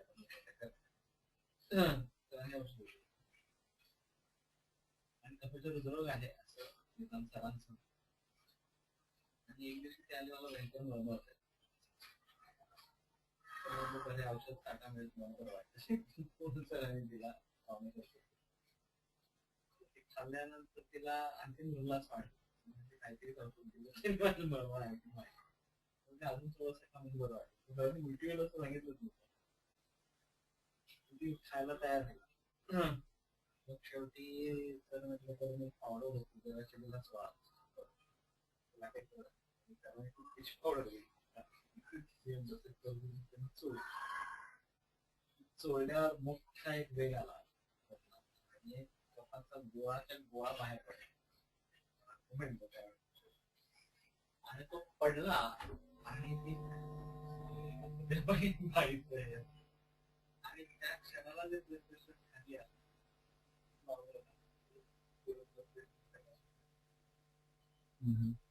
तेव्हा मॉडेलनुसार होता की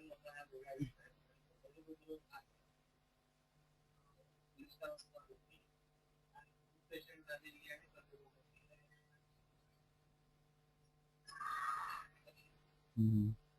ते कुटकीचं मी मागं तुम्हाला विचारलं होतं, ते सरने सांगितलं दुष्टार्थाच्या सर्दी म्हणून आहे, त्यासाठी ते जिभेवर ठेवायचं.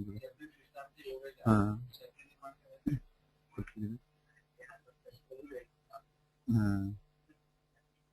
इथे एक सरांनी एक उदाहरण सांगितलंय. कोलटकर सरांची केस होती जी मॉडर्नली डायग्नोज केली होती, हार्ट डिसीज आणि हायपरटेन्शन पण होतं पेशंटला. हायपरटेन्शन पण होतं. तो पेशंट तो सरांकडे अगोदर आला होता आणि तो पेशंटला नंतर परत वापस गेल्यावर 6 महिने एकदा आला नंतर. सरांनी त्यांना ॲलोपॅथीची औषधं बंद करायला सांगितली होती, पण त्यांची काही मानसिक तयारी नव्हती. मग ते वापस गेल्यावर परत 6 महिने आले होते. मग सरांनी त्याचं निदान कफाचा हृदयरोग असं केलं होतं आणि सरांच्या बघण्यानुसार असं होतं की पेशंटला उत्कृष्ट अवस्था होती. बरोबर, त्याला औषधं पेशंटला सुरू केली आणि मध्ये त्या बाईला जास्त मळमळ वगैरे व्हायला लागली, त्रास व्हायला लागला, तेव्हा ती बाई सरांकडे आली होती. तेव्हा सरांनी त्यांना एक काही वामक चूर्ण दिलं होतं एक. त्यामुळे दिल्यानंतर त्यांचं असं म्हणणं होतं की अजून त्यांची मळमळ वाढली, त्रास वाढायला लागला. मग सरांनी त्यांना अजून मोठ्या प्रमाणात ते चूर्ण दिलं. ते काही घ्यायला तयार होत नव्हते, पण त्यांनी सरांनी सांगितलं की हे घ्या तुम्ही, तुम्हाला यांनी बरं वाटेल. आणि सरांनी असं काही सांगितलं नव्हतं की तुम्हाला यांनी उलटी वगैरे होईल सगळे. मग ते घेतल्यानंतर असं झालं की पेशंटला थोड्या वेळात मळमळ वगैरे वाढली, उल्हास वाढला आणि सरांनी सांगितले कफाचा असा मोठा गोळा बाहेर पडला. आणि मग त्या पेशंटने सांगितले की आता खूप बरं वाटतंय ते गोळा बाहेर पडल्यावर, सुटले बाबा, त्या पेशंटने असं सांगितलंय. म्हणजे त्यात इंटिग्रेटेड अप्रोच काही नव्हता, डायरेक्ट त्यांचं आयुर्वेदिक बघण्याचा दृष्टिकोन होता. आणि त्या पेशंटला तेव्हा आणि त्यानंतर पेशंटचे सगळे लक्षणं कमी झाली, त्याचा बीपी कमी झाला आणि नंतर ॲलोपॅथीच्या औषधांची गरजही नाही पडली, त्या बंदच केली हायपरटेन्शन. म्हणजे तसं असेल तर, एवढं कॉन्फिडन्स असेल तर करू शकतो. पण तसं काय म्हणजे नाही करत आता आजकाल. तर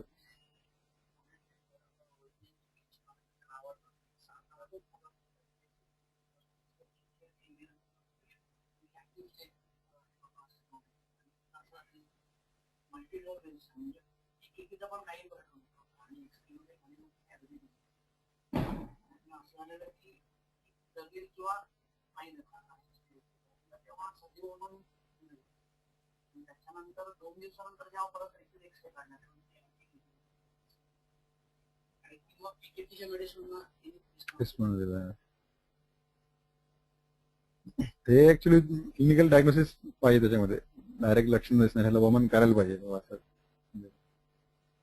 आणि मध्ये एक पेशंट होता, त्याला असा मनस्तंभाचा त्रास वगैरे होता आणि त्याला आम्ही स्नेहपान केलं होतं वर्णाधिकृताने. नंतर त्याला सरांना सांगितलं की या पेशंटला आपण वमन करू, म्हणजे लक्षणं जी होती ते मला कफबोध दिसत होती मनस्तंभामध्ये पण, त्या डोळ्याखाली कृष्णवर्ण वगैरे होता आणि गौरव वगैरे दिसत होता स्नेहपानंतर. तर सर म्हणले वमन छोड दो, मग वमन मत करो, उसको विरेचन करो असं सांगितलं सरांनी. मग ठीक आहे, तर आम्ही विरेचन केलं. विरेचन केल्यानंतर एक 4-5 दिवसाच्या गॅपने त्याला नस्य सुरू केलं. त्याला हा त्रास होता म्हणून तर नस्य सुरू केलं, तर त्याला नस्य झालं त्याला संध्याकाळी 4 वाजता. नंतर रात्री त्याला भयंकर शिरशूल वगैरे असं सुरू झालं. मग आता सगळं सुरू झाल्यावर त्याला मी गेलो रात्री 9:30ला 10ला तिथे गेलो. तर म्हणे एकदम सगळं जड वाटतं, इथं सगळं दुखतंय, सायनस वगैरे सगळे, आणि पोट एकदम स्तब्ध होतं. त्यांनी काहीतरी अपत्य पण केलं होतं त्या पेशंटने. मग आता काय करायचं म्हणलं आता, आणि तो म्हणजे मळमळल्यासारखं पण होतंय. तर त्याला म्हणलं थोडी उलटी काढून बघ बाबा. म्हणलं मला वाटलं हे अजीर्ण वगैरे झाला असेल त्याच्यामुळे तो प्रकार असेल. तर त्याला मग 9:30ला 10ला त्याला थोडी उलटी करायला लागली, गरम पाणी थोडं दिलं आणि उलटी करायला लागली. तर त्या कफ पडायला लागला. तेव्हा ऍक्च्युली ती डिसिजन जी होती ती वमन करायची तेव्हा ती जास्त महत्वाची होती, पण ती विरेचन करू, वमन नाही तर ठीक विरेचन करू चाललं जाईल असं दृष्टिकोन होता. मग ते म्हणलं आता थोडं बरं वाटतंय, पण ते शूल वगैरे होताच त्याला भयंकर होता आणि थोडं अजीर्ण पण होतं, दोन्ही पण होतं. मग आता जसं जसं त्याला उलट्या करायला लावत होतं तसं तसं त्याला बरं वाटत होतं. मग ते रात्री 9:30-10ला मग आता म्हणलं त्याच्या नातेवाईक होता, त्याला म्हणलं दूध आहे का इथं, ते दूध आहे म्हणलं. मग गरम पाणी होतं, त्यात दूध टाकलं सगळं भरपूर, मग ते दिलं त्याला. म्हणलं आता हे पित राहा आणि उलट्या करत राहा. मग रात्रभर मग 11:30-10 वाजेपर्यंत मी ते तसं रात्री वमन करत होतो. म्हणजे ते मग तसा तसा कफ गेला त्याचा. मग आता म्हणजे शिरशूल वगैरे कमी झाला. दुसरी पण इथं शिरशूल वगैरे होता, मग त्याला लेप वगैरे दिला लावायला रासमध्ये, मग तो कमी झाला. म्हणजे ते वमनाची डिसिजन तुम्ही सोडून दिली, त्याच्यामुळे पेशंटला हा सगळा पुढे त्रास झाला. आणि ते नसच्यामध्ये तो आहे तो थोडा शिरोगत, तेवढा त्याचा उत्क्लेश झाला तो, त्याच्यामुळे अजून त्रास वाढला.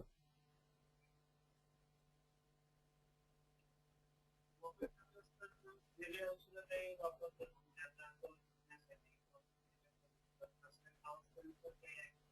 नाही नाही, तसं काही एकदाच ते सुरुवातीचं औषध दिलं गेलं ना त्याच्यात खूपच येते. 10 ग्रॅम सांगितो, 50 ml मध, म्हणजे आपण तसे काही प्रॉब्लेम येतच नाही. फक्त हे हिनवेगासाठी जे वापरायचं तेच वापरतो मध्ये आम्ही परत. आणि असं आहे की प्रत्येक पेशंटसाठी ते 3 ग्रॅम मदन पिप्पली ठरलेलीच आहे.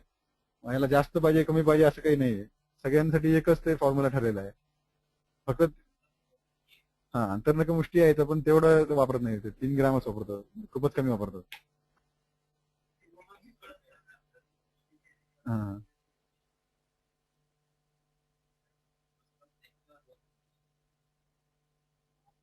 पूर्ण ती पिंपळी गोल. हा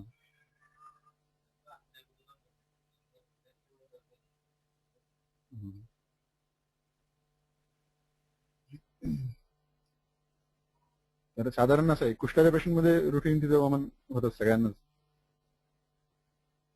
बाकी थोडे ऑड केसेस तुम्हाला सांगितलं त्या ऍक्सिडेंटली झालेल्या. हा मी तसं सांगितलं सुरुवातीला 1-2 वेगळं होतं. हा असं नाही, नाही नाही नाही नाही, व्हायरसिस नव्हतं त्यांना, असं आम्हाला काही डायग्नोस नव्हतं. आमचा अनुमान आहे की ते त्याच्यामुळे झालं असेल, मायनेट कॅपिलरीचं रप्चर झालं असेल त्याच्यामुळे झालं असेल. मग ते असं पित्ताचं आहे का खरंच रक्त आहे फ्रेश ब्लड, असं एकदम असं फ्रेश ब्लड पण नाही वाटत काही काही केसेसमध्ये. काही काही केसेसमध्ये ते फ्रेश ब्लड पण वाटलं, म्हणजे पित्ताचा तसा एक वर्ण आहे वर, त्याच्यामुळे ते असू शकतं माहित नाही. पण हा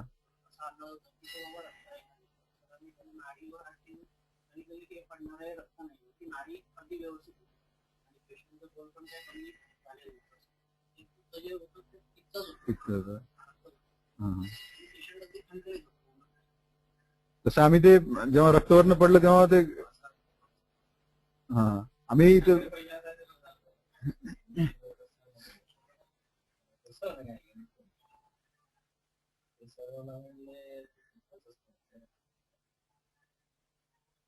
बल कसं आहे असं बल कसं आहे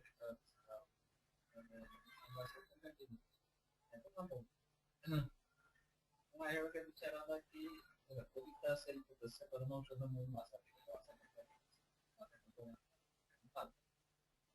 तर पुढच्या वेळेला थांबलं आणि मग पुढे म्हणून व्यवस्थित कंटिन्यू झालं. मी सरांनाही कळवलं की असं असं मी करून छान झालं.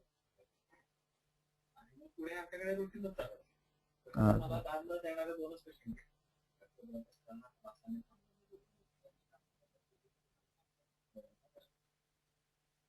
दोनच पेशंट बाकी सगळ्यांच्या इथे एक असा प्रश्न होता की बाबा वमनामध्ये तुम्हाला रक्तप्रवृत्ती दिसली का? तर इथं सरांनी उदाहरण सांगितलं की बाबा त्याच्यामुळे वमन करतच एकदा असं त्यांना दिसलं की रक्तप्रवृत्ती दिसली पेशंटमध्ये, तर त्यांनी तेव्हा कोरटकर सरांना फोन करून सांगितलं की अशी रक्तप्रवृत्ती दिसतीये. तेव्हा सरांचं असं झालं होतं की बाबा पेशंटचं बल व्यवस्थित असेल तर वमन चालू ठेव, आणि ते रक्त नसून ते पित्ताचाच वर्ण आहे तो जो रक्तवर्ण आहे, तर त्यात नंतर वमन चालू ठेवलं गेलं आणि त्यात वासाकल्प आणि दुर्वाकल्प द्यावा असं सरांनी सांगितलं होतं, आणि त्यानंतर ते पुढे बंद झालं.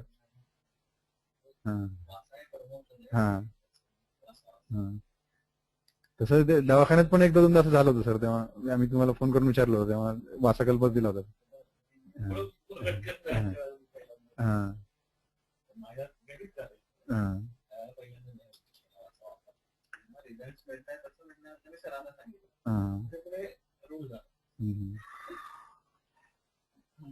नंतर एक अजून सर अनुभव होता की सर चहाने आपण एकदा वमन दिलं होतं अखंडपणाचं.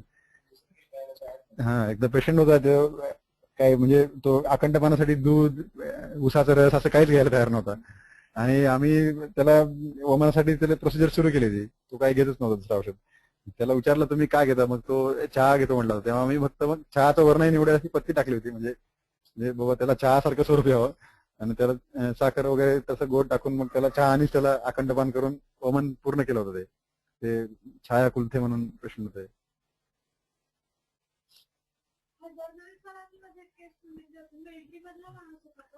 स्नेहपान चालू झाल्यानंतर स्नेहपान झालं वमनाच्या दिवशी असंच रक्त पडायला लागलं, मग काही कळेना की म्हणजे थांबत का नाही. मग त्याची हिस्ट्री घेतल्यानंतर असं कळलं की तो स्नेहपानानंतर जे उन्हाळ्याचे ऑक्टोबर हिटचा एक दिवस होता, स्नेहपानानंतर तो रोज म्हणजे ग्राउंडवर जाऊन पळायचा वगैरे, म्हणजे त्याचे रोजचा 3-4 तासाचा एक्सरसाइज करायचा. त्याच्यानंतर दुपारी येऊन कडकडीत गरम पाणी, आणि मग हे सगळं उन्हात परत 3-4 तास आणि कडकडीत गरम पाणी आणि मग वेदन वगैरे, आणि मग त्याचं निदान उजवणं रक्तपित्त करून कॅप्चरिंग त्याला द्यायचं.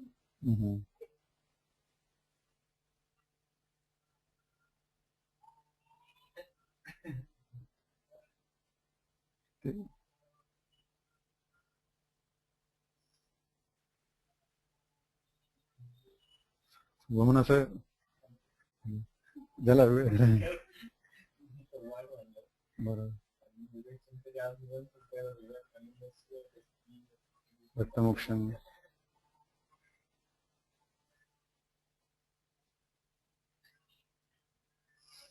वेळ लागतो याला, काय करणार. नाही ते फक्त ते औषध रिपीट करायला सांगितले त्यांनी एकदा वमनाचे.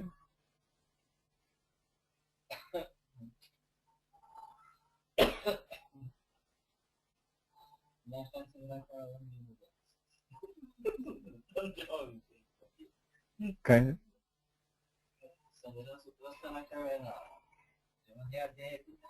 हा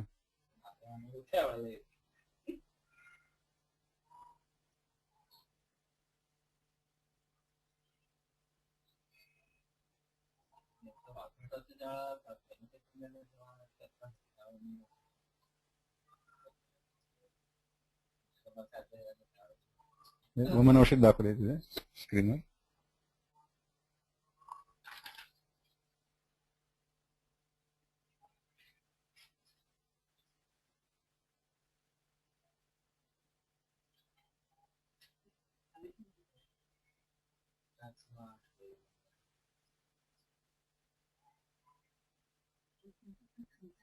एक मुहूर्त औषध दिल्यानंतर आम्ही थांबतो, कंपल्सरी थांबतो. त्याच्यामध्ये सगळे ते रल्लास, स्वेद प्रवर्तन वगैरे लक्षणं प्रत्येक पेशंट मध्ये दिसतात असं नाही, पण काही मध्ये दिसतात. नाडी पण वाढते काही काहींची, स्वेद प्रादुर्भाव वगैरे दिसतो. आणि काही काही पेशंट मध्ये वेग पण यायला सुरुवात होते आपोआप पटकन. पण मुहूर्तभर थांबल्याचा फायदा होतो. वेग समजा येऊ नये पण जे आपण वमन औषध दिली त्याची ऍक्शन तरी सुरू होती. मध सैंधव जे दिले त्याचं.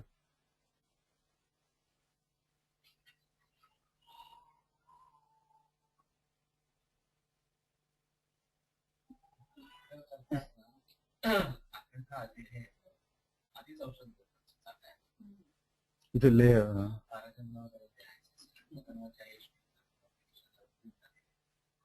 अनुभव आकंठपण देतात आणि ते जर जोपर्यंत ते बाहेर पडत नाही आधी असं औषध देणं जरा हा आधी डायरेक्ट एम्प्टी स्टमक नाही द्यायला पाहिजे. म्हणजे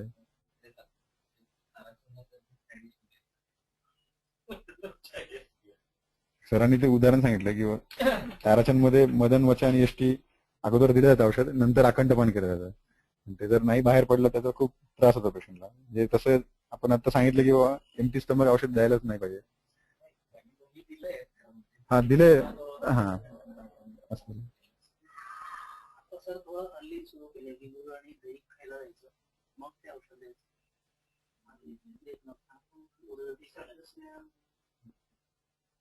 पण आता स्नेह पण झाल्यावर परत सध्या स्नेह सकाळी कशी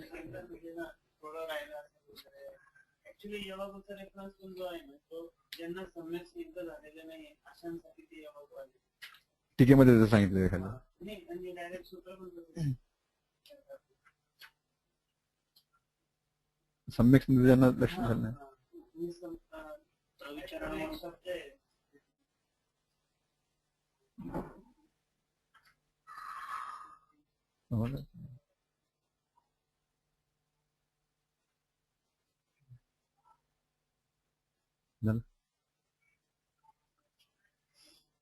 संपवायचं ना का विरेचन चालू आहे.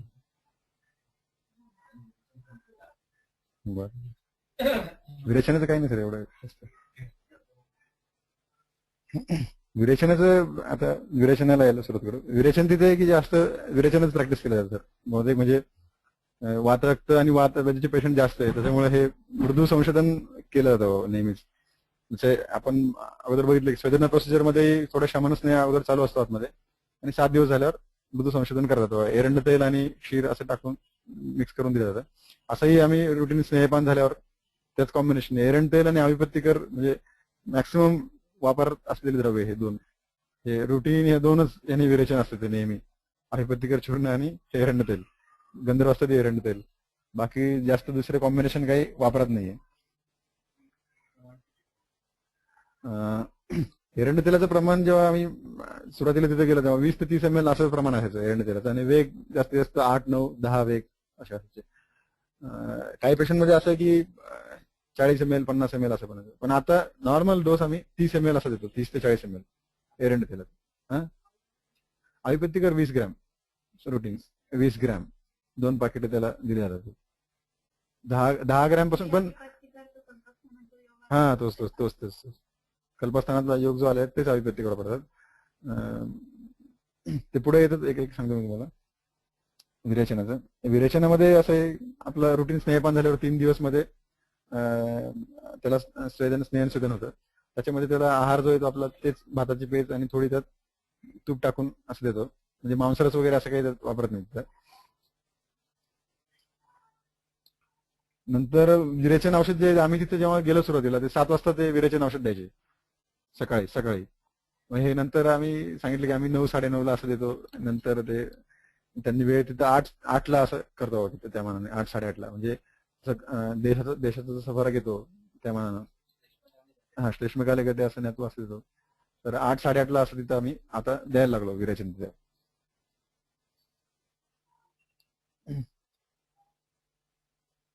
नंतर दुसरं असं आहे की तिथे उत्क्लेश आहार जो आहे आपण जसं कफासाठी वमनासाठी देतो तसं विरेचनासाठी जे फलामलं उष्णोदक असं अष्टांग संग्रहामध्ये तसा रेफरन्स आहे. तर तसं आम्ही रात्री पेशंटला 2 लिंब आहेत 2 लिंब असे एक ग्लास गरम पाण्यामध्ये पिळून द्यायला सांगतो.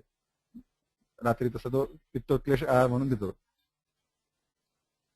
तरी याच्यामध्ये समजा आपण आता कफाचं जसं सांगितलं आणि कफाचं याच्यामध्ये असं सांगितलं की त्यांनी म्हणजे कोष्ठानुसार तुम्ही वामक औषध द्यायला पाहिजे. तर त्या टिकेत असं दिलंय की जे कोष्ठ इथं जे अपेक्षित तुमचं कफ बाहुल्याने असं त्यांनी सांगितलेलं. म्हणजे खूप जास्त कफ असेल तर तो मृदू गोष्ट आहे, कमी कफ असेल मध्यम प्रमाणात कफ असेल तर ते मध्यम गोष्ट आहे, आणि कफ अजिबात नाही पेशंटला तर ते क्रूर गोष्ट आहे. असं त्या कफाच्या संबंधित गोष्ट वेगळे आहे असं ते तिकीट दिलंय. आणि जर क्रूर गोष्ट असेल तर तुम्ही तिथं जास्त औषध देऊ नका. मृदू गोष्ट असेल कफाच्या वमनाच्या अनुबंधाने तर तिथं जास्त प्रमाणात औषधी वापरायची, वामक औषधी. तसं ह्या विरेचनामध्ये पित्तोत्कलेसाठी असं दिलेलं आहे, आणि कफग्न आणि पित्त वाढवणार असं ते कॉम्बिनेशन दिलेलं आहे. तर ते आम्ही असं वापरतो. आणि आदल्या दिवशी रात्री त्याला नेहमीचा जो आहार आहे तोच घ्यायला लावतो. पण सुश्रुतामध्ये असं आहे की तुम्ही संध्याकाळचा विरेचनाच्या आदल्या दिवशी तोच आहार द्यायला नाही पाहिजे काही. डायरेक्ट दुसऱ्या दिवशी सकाळी आपल्या विरेचनाचं औषध द्यायला पाहिजे. पण तसं ते प्रॅक्टिकली एकदम एक संध्याकाळपासून पेशंटला उपाशी ठेवून दुसऱ्या दिवशी विरेचनाचं औषध म्हणजे आम्ही तसं करून नाही बघितलं. त्रिवेंद्रम मध्ये तसं काही ते प्रॅक्टिस करता सांगितलं. म्हणजे संध्याकाळी 6-7लाच ते देतात त्यांचे काय जेवण येते, आणि नंतर किंवा खिचडी वगैरे असं दिलं जातं. आणि मग पण तरी ते येतच समजा. हा हा हा तिथे भाताची पेज वगैरे दिली जाते, मुगाचं कडण दिलं जातं असं सरांनी सांगितलं इथे. आणि बाकी रुटीन विरेचनाची आपल्याकडे जशी प्रोसिजर आहे तशीच आहे बाबा. आहार दिल्यानंतर नंतर एक पाणी पिण्याविषयी एक जे येते, एकदा औषध तुम्ही दिलं 9-9:30ला, म्हणजे एरंड तेल वगैरे हे आपण औषध दिलं, आणि अविपत्ती चूर्ण जे आहे ते आम्ही मनुकाच्या ह्याच्याबरोबर देतो, फांटा बरोबर देतो. रात्री आदल्या दिवशी मनुका जे 100 ग्रॅम मनुका गरम पाण्यात भिजत ठेवायला सांगतो. दुसऱ्या दिवशी सकाळी त्याचा पिळून रस काढून ते अविपत्तीकर चूर्ण त्याच्यात मिक्स करून देतो. 100 ग्रॅम. ऍक्च्युली हे आम्ही नाही एरंडेल तेल ते क्षीरासोबत किंवा नुसतंच एरंडेल तेल, गंधर्व असतात एरंडेल तेल, मग किंवा मग अविपत्ती आणि मनुका फांटा असं 2 वेगळे कॉम्बिनेशन. नाही एकाच वेळेला नाही, 2 वेगळे कॉम्बिनेशन. ऍक्च्युली हे मनुका फांटा आम्ही वापरत नव्हतो, पण मग इथे सरांकडे मी होतो तेव्हा सर अविपत्ती असं कॉम्बिनेशन मनुकाच्या ह्याच्याबरोबर द्यायची. तर मग मी तसं ते विरेचनामध्ये तिथं सांगितलं करायला, मग ते तसंच ते सुरू झालं आता तिथं रुटीन. इथं ते बघितल्यामुळे मी तसं ते करायला सांगितलं होतं. आणि डोस वाढायला नाही त्याचं फांट करायचं, ते स्क्वीज करून घ्यायचं, ते खायला द्यायचं नाही, रस त्याचं फक्त घ्यायचं.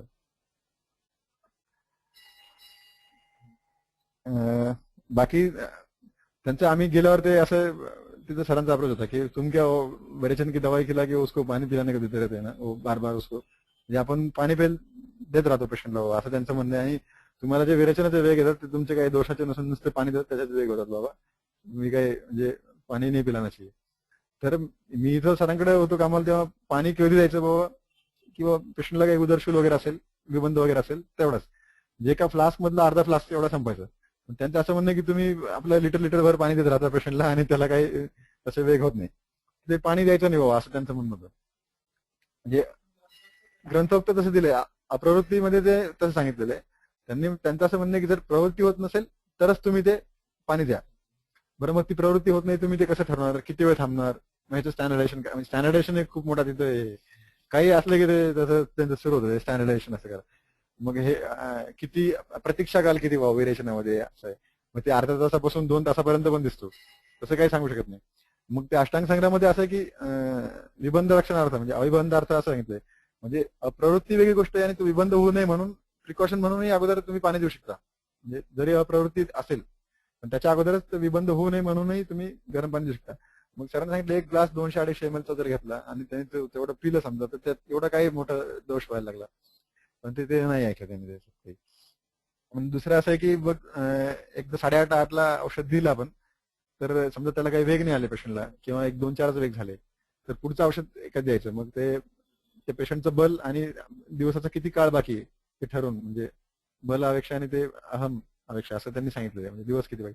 तसं आम्ही 12:30-1ला मी पुढचं औषध देतो. जर असं आयडिया आले किंवा 5-6 वेग झाले किंवा 4-5 वेग झाले आणि त्या मानाने पेशंटला जास्त वेग अपेक्षित आहे तर तिथे आम्ही पुढचं जे औषध आहे परत एरंड तेल असं काही वापरत नाही, तिथं इच्छाभेदी वापरली जाते. एक टॅबलेट देतो, किंवा मग एक लॅक्सिन स्ट्रॉंग म्हणून एक पेटंट मेडिसिन अवेलेबल होतं मार्केटमध्ये, त्याच्यामध्ये जे स्नोई क्षीर असं इच्छाभेदी हे बरंच कॉम्बिनेशन त्यामध्ये केलं होतं त्यांनी, तर ते देतो. ते दिल्यावर असं दिसतं की आम्हाला 10-12 वेग येतात नंतर परत एक देऊन टाकायची. मग ते पेशंटचं जर तसं बलवान असेल तर ते 12.5-1 ला आम्ही तसं वापरतो. म्हणजे बऱ्याच वेळा ते वापरायला लागायचं, कारण की 40 लॅक्स्टिन स्ट्रॉंग म्हणून एक टॅबलेट होती अवेलेबल. त्याचं कॉम्बिनेशन डिटेलमध्ये नाही माझ्याकडे, पण त्याच्यामध्ये अशी तीक्ष्ण विरेचक द्रव्य होती. मग हे काही काही पेशंटमध्ये असं होतं की 40-40, 50-50 ml गंधर्व एरंड तेल देऊनही 4-5 वेग, म्हणजे असं होतं. आणि काही काही पेशंटमध्ये आम्ही म्हणजे मिश्रक स्नेह जवळपास 2-4 ml दिलं की म्हणजे 10-20 वेग यायचे. काही काही पेशंटमध्ये 30-30 ml मिश्रक स्नेह देऊनही 8-10 वेग यायचे. एवढं सगळं व्हॅरिएशन होते. काही म्हणजे कुठं काही म्हणजे बरेच गोष्टी असतील त्यामध्ये फॅक्टर, पण एवढं ते व्हॅरिएशन दिसायचं. मग त्यामुळे ते दुपारचं आम्ही औषध वापरायचो. पण हे इच्छाभेदी लॅक्स्टिन स्ट्रॉंग जे वातव्याधीमध्ये त्याचा काही परत त्याचा वापर नाही करायचो. एलबीएच वगैरे केस असेल तर मग तेवढा कमी वेग आला की दुसऱ्या दिवशी आम्ही गंधर्व एरंड त्याला वाढून द्यायचो. म्हणजे 100 ml सुद्धा गंधर्व एरंड दिलेले बाबा विरेचनासाठी. म्हणजे त्यात तरी 9-8-10 वेग एवढेच दिसले. पण ते कमीत कमी त्या एलबीएच्या पेशंटसाठी ते एक वेगळं औषध पण होतं गंधर्व एरंड. तर कॉम्बिनेशन तिथं बाकी मग कुष्ठाच्या पेशंटमध्ये पटल मुलादी चूर्ण वगैरे वापरलं जातं. जे 10 ग्रॅम चूर्णाचा आम्ही एक कषाय तयार करायचा आणि तो त्या पेशंटला प्यायला द्यायचा 8:30-9 ला. नंतर हे असं विरेचनाचे काही कॉम्बिनेशन आहेत, ते एक दाखवतो तुम्हाला. आणि हे वेगाच्या बाबतीत विरेचनाचे असंच होतं की बाबा किती वेळेस पेशंट आतमध्ये गेला तेवढे वेग मोजणार तुम्ही, की बाबा एकदा आतमध्ये गेल्यावर त्याला एका सिटिंगमध्ये किती वेळा वेग आले.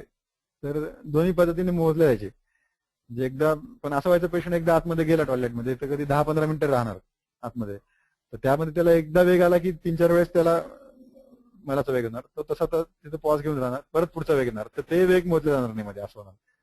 म्हणजे एक तर ते सगळेच किती वेळा झाले असं मोजलं जाईल किंवा मग किती वेळा आतमध्ये गेलं तसं मोजलं जाईल. म्हणजे ते वेगाच्या बाबतीत जे असं सगळा वादाचा मुद्दा होता. आणि ॲव्हरेज जर बघितलं तर 10-12 वेग पेशंटला यायचे रुटीन. म्हणजे मी एकदम मॅक्सिमम वेग तिथं बघितले आता 22-23 वेग पर्यंत बघितलेले. म्हणजे 22-23 वेळा पेशंट आतमध्ये जाऊन आला. म्हणजे आतमध्ये बाकी वेग किती असतील उपवेग तसं माहित नाही.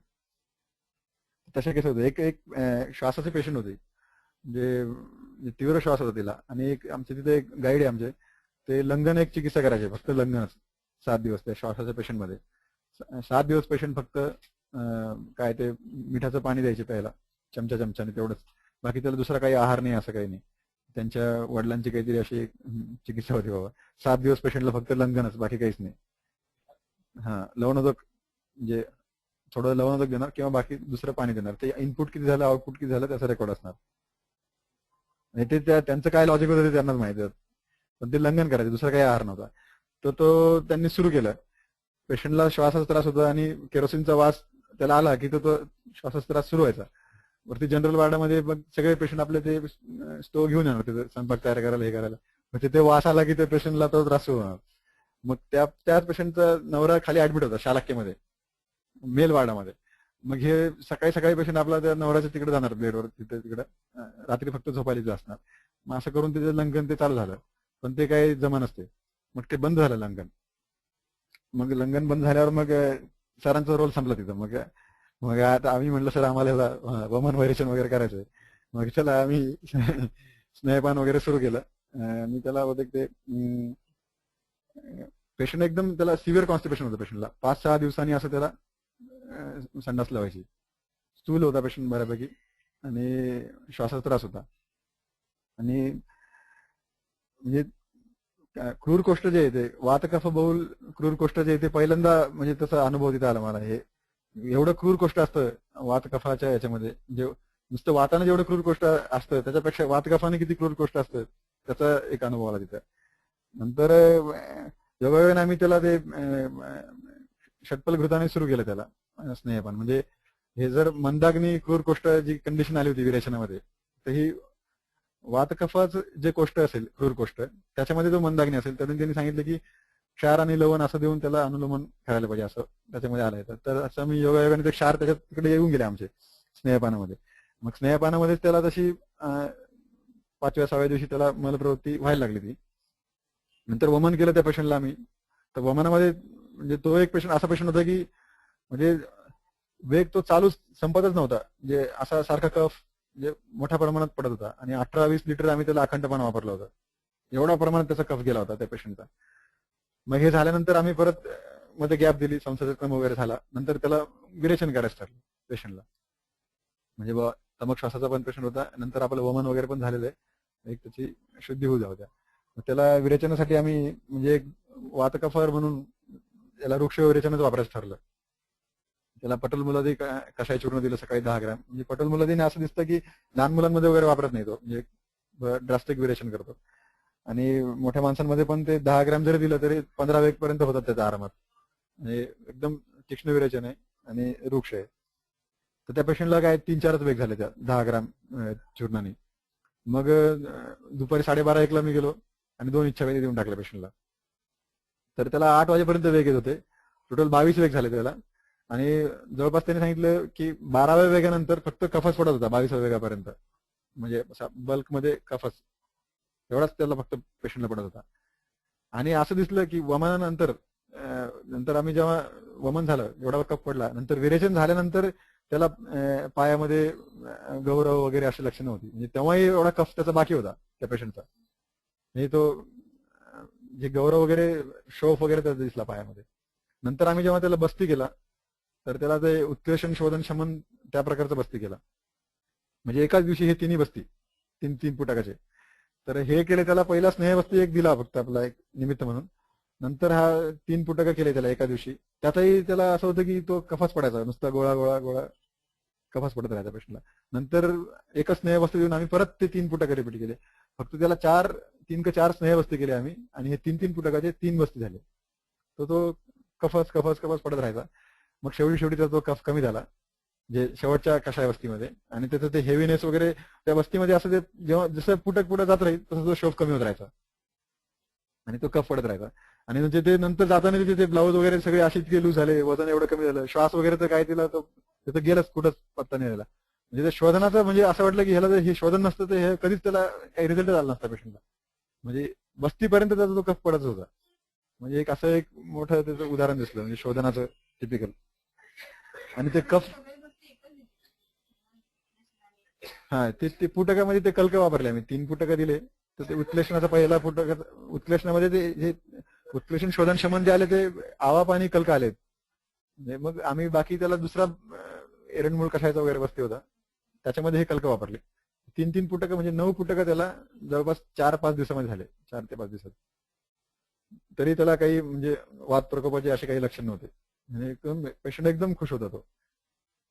म्हणजे तेवढं जवळपास 7-8 किलो वजन त्याचं कमी झालं होतं त्या ह्याच्यामध्ये वमन विरेचन बस्तीमध्ये. आणि बाकीचे ते श्वास वगैरे लक्षणं तर कुठेच गेले. म्हणजे ते लंगनाने काय झालं असतं पेशंटला, एवढं शोधन करूनही त्याला काहीच होत नव्हतं. असं होतं की ते शक्यच वाटत नव्हतं त्याला. टिपिकल असं वाटत आम्ही त्याला म्हणजे. आणि हीच केस मग तिथे हाऊस सर्जन्स होते. त्या हाऊस सर्जन्स असं असायचं की ते दर आठवड्याला त्यांना एक केस प्रेझेंट करायला लागायची कॉमन सेमिनारमध्ये. मग ही केस कॉमन सेमिनारमध्ये त्यांनी प्रेझेंट केली होती. ही जी आशिया नावाचा पेशंट, लेडीज पेशंट होती, ही केस त्यांनी तिथे प्रेझेंट केली होती कॉमन सेमिनारमध्ये. तेव्हा आमचे गाईड तिथे अवेलेबल नव्हते. आमच्या गाईडची केस होती. ते म्हणले बाकी सगळे शिक्षक लोक होते, ते सगळे होते. ते बोले वो तुम जाके बैठे उधर, बोले काही प्रॉब्लेम नाही. बोला सर मी कसं जाऊ म्हणलं सर, बाकी सगळे शिक्षक लोक आहे, सगळे लोक तिथे काही प्रश्न वगैरे आले तर मी काय उत्तर देणार कॉमन सेमिनार. वो कुछ नहीं होता जाओ बोले आप उसमें मैं अवेलेबल नाही हो. एकदम बिंदास. मग शेवटी मी तिथे गेलो होतो सेमिनारमध्ये. म्हणजे ते केस प्रेझेंट झाली होती. म्हणजे इतका चांगला रिस्पॉन्स होता सगळ्यांचा. नंतर मग फायनल कमेंटसाठी जे ऍक्च्युली ते ज्याची केस त्याला बोलवलं होतं पण तिथे ते नव्हते. त्यामुळे मग सगळ्यांची कमेंट झाल्यावर फायनल कमेंटसाठी तिथं मला बोलवलं होतं. मग ते फायनल कमेंट त्यांना सांगितलं बाबा असं असं सगळं वर्णन केलं. म्हणजे नंतर सरांच्या तिथे असे कमेंट होतं की बाबा हे पीजी लेवल पेक्षाही खूप मोठं केस प्रेझेंटेशन झालं होतं.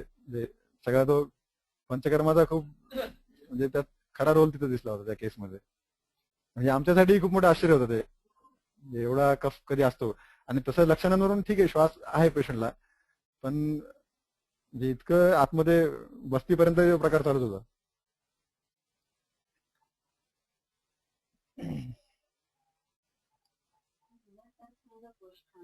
हा तर ते तसं तो वाताने जसं सरांनी एकदा हे सांगितलं होतं पिठामध्ये काहीतरी उदाहरण दिलं सरांनी पिठाचं. जसं पाणी त्या पिठामध्ये आणि वायूने जसं शोषलं जाईल अजून चिकट होईल, तसं एक बहुतेक मी सरांकडनंच हे ऐकलं होतं. कोणाही पेक्षा संपर्क नाही. खाली प्रश्न आहे त्या कॉम्बिनेशन स्टँडअप मग त्या स्टँडअप मध्ये आणखी स्मेल घातला सुटायला नाही तर मग वृक्षत्व म्हणजे त्याला पाचन करून स्नेह करायचं त्याचा मग वृक्ष करून तो शोषण करायचा आणि मग नंतर बाहेर काढायचा किंवा ही आता लाडांनी आम्हाला सांगितलं सेकंड इयरला कदाचित लाडांचा असेल कदाचित आपल्याला विचार बरोबर विचार म्हणून सांगतात आणि वृक्ष याच्या कॉम्बिनेशन पण त्या पेशंटला नंतर ते कॉन्स्टिपेशनचा प्रकार होतो 5-6 दिवसांनी किंवा 7 दिवसांनी एकदा मलप्रवृत्ती व्हायची तर ते नंतर कधीच नव्हतं रेग्युलर त्याला मलप्रवृत्ती होत होती व्यवस्थित आणि ते वातकापाचा क्रूर गोष्ट इतकं भयानक असतं ते एकदा बघायला मिळालं.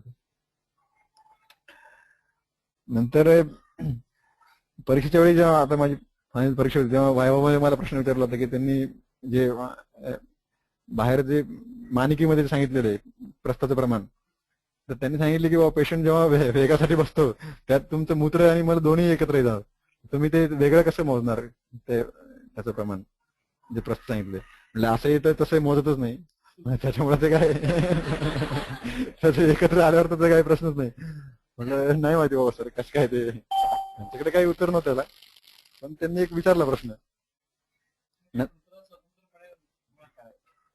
हा म्हणजे ते एक मोठे एक्सरसाइज होईल ते सगळे त्या विरेचनामध्ये सगळे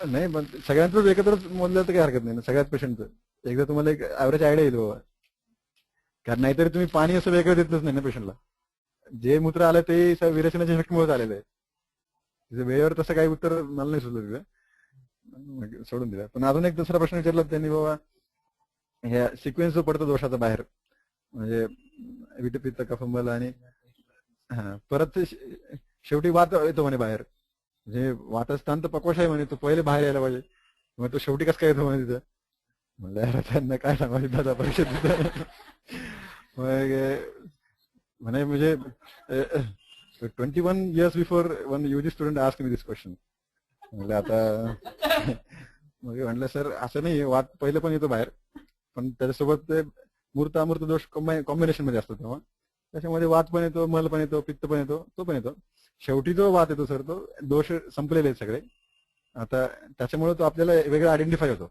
ते एवढाच फरक आहे म्हणलं सर मग ते म्हणले ठीक आहे म्हणलं व्हेरी गुड चालले गेले तसा प्रश्न वेळेवर तर काही लक्षातच नाही आलं पण ते मूर्त हा मूर्त तसा एकदा लावून टाकला तिथं जमलं ते त्यांचंही समाधान झालं त्याच्यामध्ये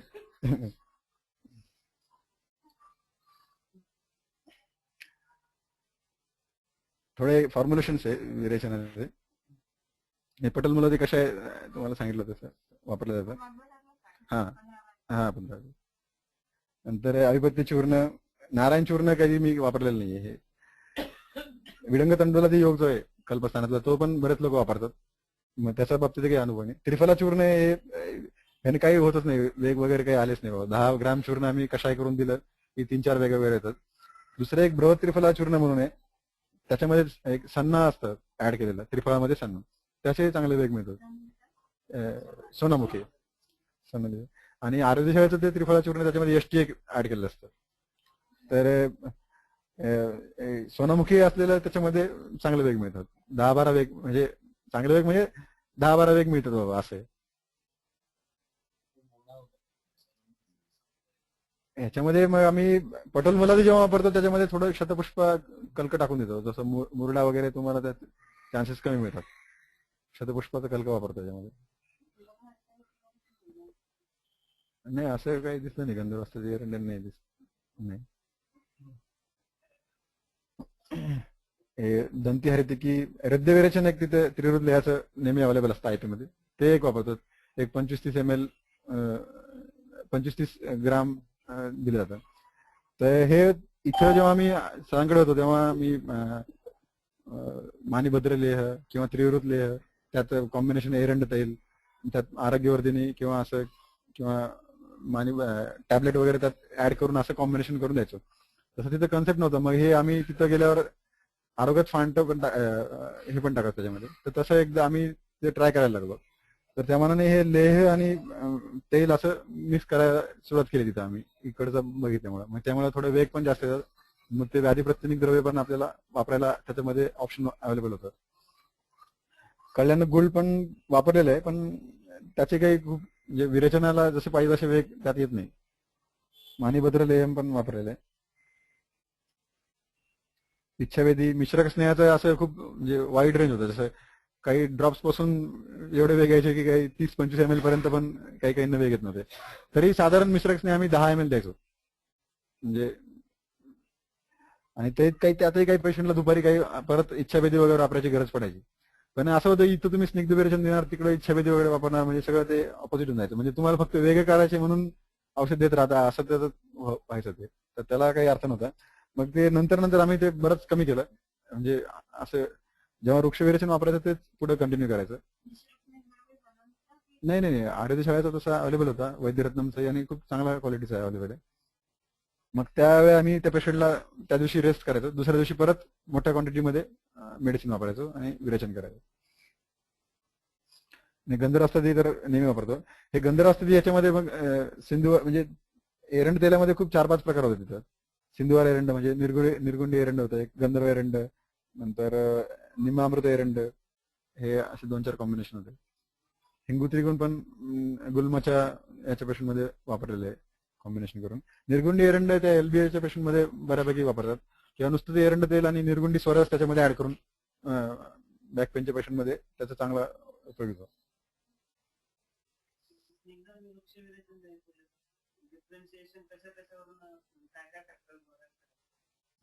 स्निग्ध आणि वृक्ष विरेचन, एक तर त्याचा तो व्याधी त्याच्यावरून त्याला वृक्ष विरेचन अपेक्षित आहे का स्निग्ध त्याच्यावरून. दुसरं आहे की स्नेहपानाच्या दरम्यान त्याला स्नेह किती प्रमाणात गेला, आणि आदस्ता स्नेहदर्शन जेव्हा झालं तेव्हा त्याला वेग किती झाले शेवटी मलाचे शेवटच्या दिवशी स्नेहपानाला. काही पेशंटला 7-8 वेग असे होतात. मग तेव्हा अजून, आणि जनरली असं आहे की विरेचन जास्त स्निग्ध द्यायचं नाही, जास्त स्नेहपान करून वगैरे द्यायचं. त्यामुळे तसं ठरूनच ते विरेचन वापरायचं. नाही परत अभ्यंग वगैरे काही नाही. दुसऱ्या दिवशी परत द्यायचं असलं तर परत अभ्यंग आणि स्वेदन वगैरे काहीच नाही करायचं, डायरेक्टच 3 दिवसात आम्ही अभ्यंग स्वेदन करणार. ज्या दिवशी विरेचन द्यायचं त्या दिवशी आम्ही स्नेहन आणि स्वेदन करत नव्हतो. ऍक्च्युली करायला पाहिजे, पण करत नव्हतो आम्ही.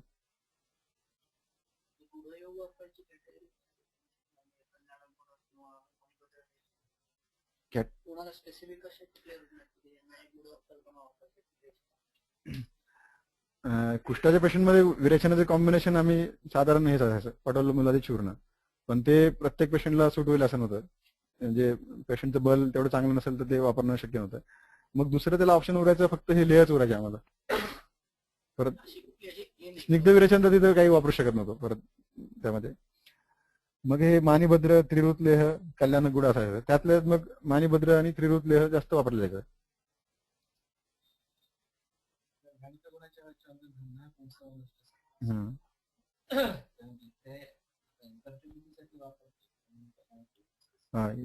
दवाखान्यामध्ये इन्फर्टिलिटीसाठी कल्याण गुडच सर वापरतात. सरांनी लिहाचं उदाहरण सांगितलंय.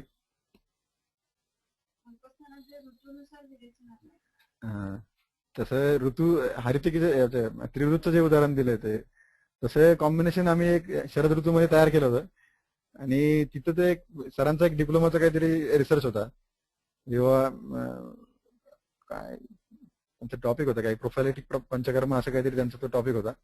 आणि सीझन मध्ये जे आपल्याला आजार दिसतात ते ह्याच्या शोधनामुळे ते कमी होतील असं त्यांचा काहीतरी तो रिसर्चचा टॉपिक होता. तर त्यामध्ये ते 100 ml हे देणार, तूप देणार एकच दिवस, डायरेक्ट एक दिवस तूप देणार, दुसऱ्या दिवशी स्नेहशोधन, आणि त्याच्या नंतर ते विरेचन. त्यासाठी त्यांनी शरद ऋतूमधलं एक कॉम्बिनेशन त्यांनी केलं होतं. रुटीन मध्ये आम्ही ऋतूनुसार असं काही कॉम्बिनेशन करून काही वापरलेलं नाही. पण ते एकच दिवस स्नेहपान करणार आणि ते दुसऱ्या दिवशी ते कॉम्बिनेशन वापरणार. तर त्या सरांना म्हटलं, सर हे काय काही कन्सेप्टच नाही ना कुठली पंचकर्माची, त्या स्नेहपानाचा काही रोल नाही, काही नाही. पण म्हणे आपल्याला कॉमन पब्लिकला काहीतरी द्यायचं असतं आणि प्रोफायलेक्टिक पंचकर्म असं त्याला काहीतरी त्यांनी नाव दिलं होतं, ते तयार केलं होतं त्यांनी.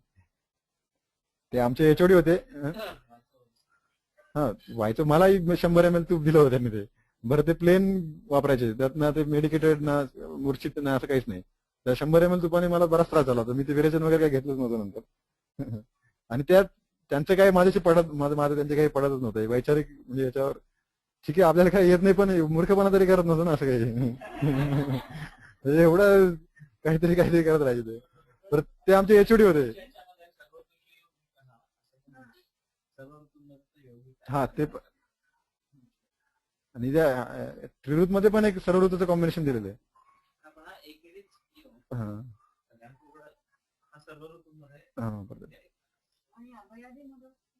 नाही अभयदी मोदक नाही वापरलं इथं. तसं आपल्याकडे जेवढं वाईडली वापरलं होतं तसं आपल्याकडे तिकडे काही वापरलेलं नाही अभयदी मोदक.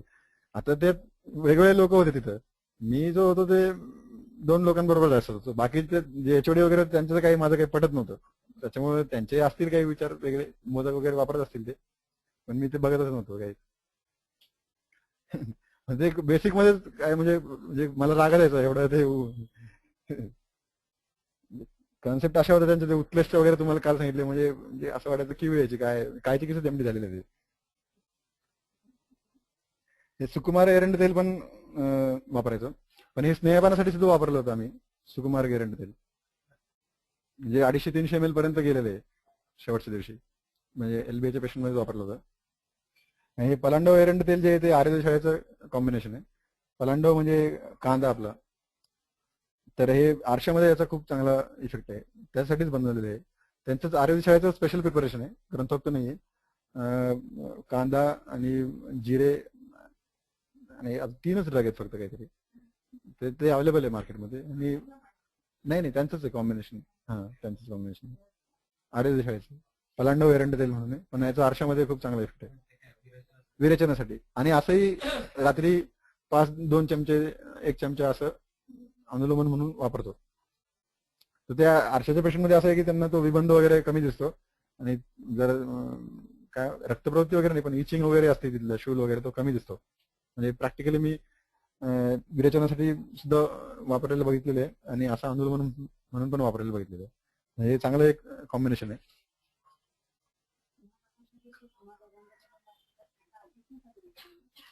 हा तसं ते 3-4 वेग तसे दिसले सुरुवातीला, नंतर जे ते सेटल झाला पेशंट, तेवढे 3-4 वेगच म्हणजे नंतर कॉमन राहिले त्याच्यामध्ये. म्हणजे पुढे वेग वाढले असं काही नाही मात्रा वाढल्यावर. तसं एरंड तेलाचं जसं एक काल जर सांगितलं शमन स्नेहपानासाठी त्यांनी वापर केला होता, 40-45 ml पर्यंत गेलं होतं मॅक्सिमम. जे 5, 10, 15, 20, 25 असं सुरू करायचे. पण ते असं आहे की जर तुम्ही ते वातव्याधीमध्ये वापरता आणि एलबी मध्ये वापरता तर त्यापर्यंत पेशंटला अजून रुक्षणच होतं जसं विरेचन होत जातं.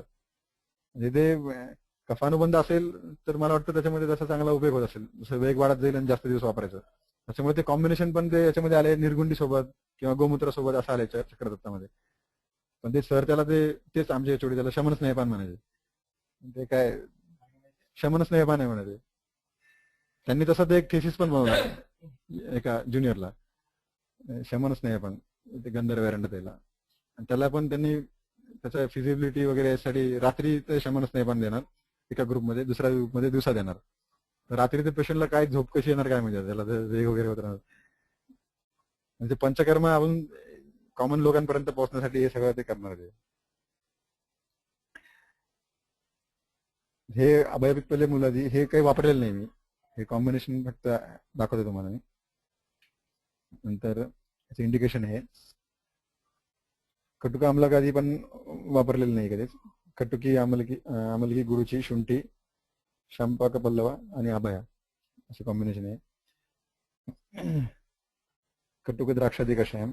ऍक्च्युली हे आमचे सर आहेत आमच्या डिपार्टमेंटमधले, त्यांचं विरेचन योगावरती एक म्हणजे त्यांनी एक प्रेझेंटेशनच केलं होतं, त्याच्यातून तुम्हाला मी दाखवतोय कॉम्बिनेशन. पण यातले सगळेच कॉम्बिनेशन मी वापरलेले नाहीये, पण एक वेगवेगळे जे कॉम्बिनेशन विरेचनाचाही असाच एक प्रॉब्लेम आहे की जास्त कॉम्बिनेशन नाही अवेलेबल, तर त्या मानाने हे समजा एकदा बघण्यात असू द्यावं.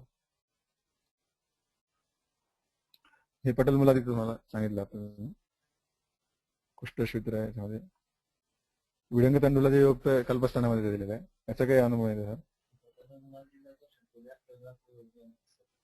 हा हा कुठला आहे काय? त्याचा वाघबडातला सर शोधनाची ग्रंथ पटोल मला तिचा गण ना सर तो पण वापरतो. हा हा हा तो 6 रात्री वापरायचा तसा तसं तो नाही वापरलेला सर. तसं कशाय पण अवेलेबल आहे सर तसा तो म्हणजे पेशंटसाठी. हा त्या कॉम्बिनेशनचा म्हणजे पेशंटला दिला जातो तो म्हणजे कुष्ठाच्या पेशंटला. नाही कशाय काढा. हा हा तयार करायचा पेशंटला सर घ्यायचं त्याने 5-6 दिवस सलग. पण ते खूप म्हणजे रिस्की जसं आम्ही विरेचनासाठी वापरतो त्यामुळे पोटात मुरडा वगैरे येणं हे प्रकार दिसतात. आणि सरांचं असा अनुभव आहे की काही काही पेशंटला रक्तप्रवृत्ती असं पण दिसतं बाबा एवढं ते तीक्ष्ण विरेचन करतात. सगळं मिळून 6 दिवसासाठी वापरायचं. हा ते 1/6 होतं एका दिवसात. हा वापरलं तर काही सोरियासिसचे पेशंट्स वेगवेगळ्या प्रकारचे तिकडं तक्रार चालू आहे. हे कॉम्बिनेशन सुद्धा शरीरात गेले 2-3 दिवस पण सोरियासिस ते कुष्ठाच्या पेशंट मध्येच वापरायचं सर आम्ही हे कॉम्बिनेशन. सोरियासिसच्या हा सोरियासिस सर्वांगावर असलेलं सोरियासिस. हा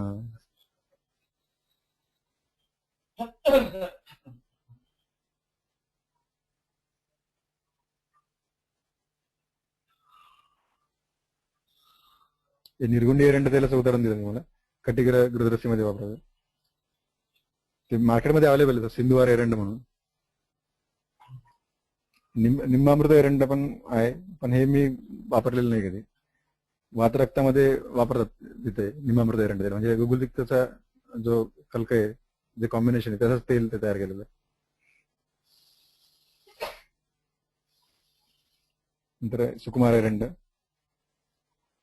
हिंगू त्रिकोण एरंड मिश्रक स्नेह. हा हे एलबीच्या पेशंट मध्ये वापरतात सुकुमार एरंड थोडं ब्रह्मन जातीचं पडतं त्यामुळे. मिश्रक पलांडव एरंड तेल पाठा जीरक कलकर नाही एरंड तेल पलांडव सोरास आहे त्याच्यामध्ये. पाठा एक त्यात जे आरशातलं एक चांगलं ड्रग आहे. पाठा जीरक कलखा पलांडू सोरास आणि एरंड तेल आरशस आणि उदावर्तामध्ये वापरायचं. आमच्या शल्य डिपार्टमेंटमध्ये त्याचा वापर होतो जास्त. तिकडेच आम्ही एकदा पेशंट रेफर केला होता त्यांनी सांगितलं होतं वापरायचं. इच्छावेधी म्हणजे विरेचन कल्पामधले स्नोई वगैरे तसं काही वापरत नाही पण आरोग्य शाळेमध्ये तसं वापरतात उदराच्या पेशंटमध्ये असं ऐकून येतं. तिथं ते अवेलेबल पण आहे त्यांच्या गार्डनमध्ये स्नोई.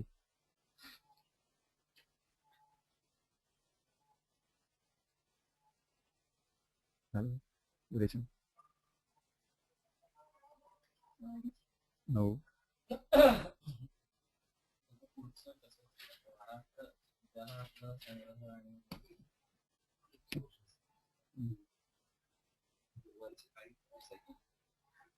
तरी अजून वस्तीला एक लागेल 1.5 तास.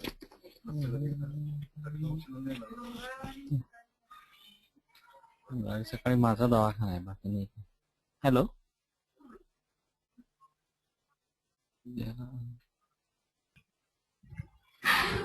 हॅलो हा बोल. हा मी गाडी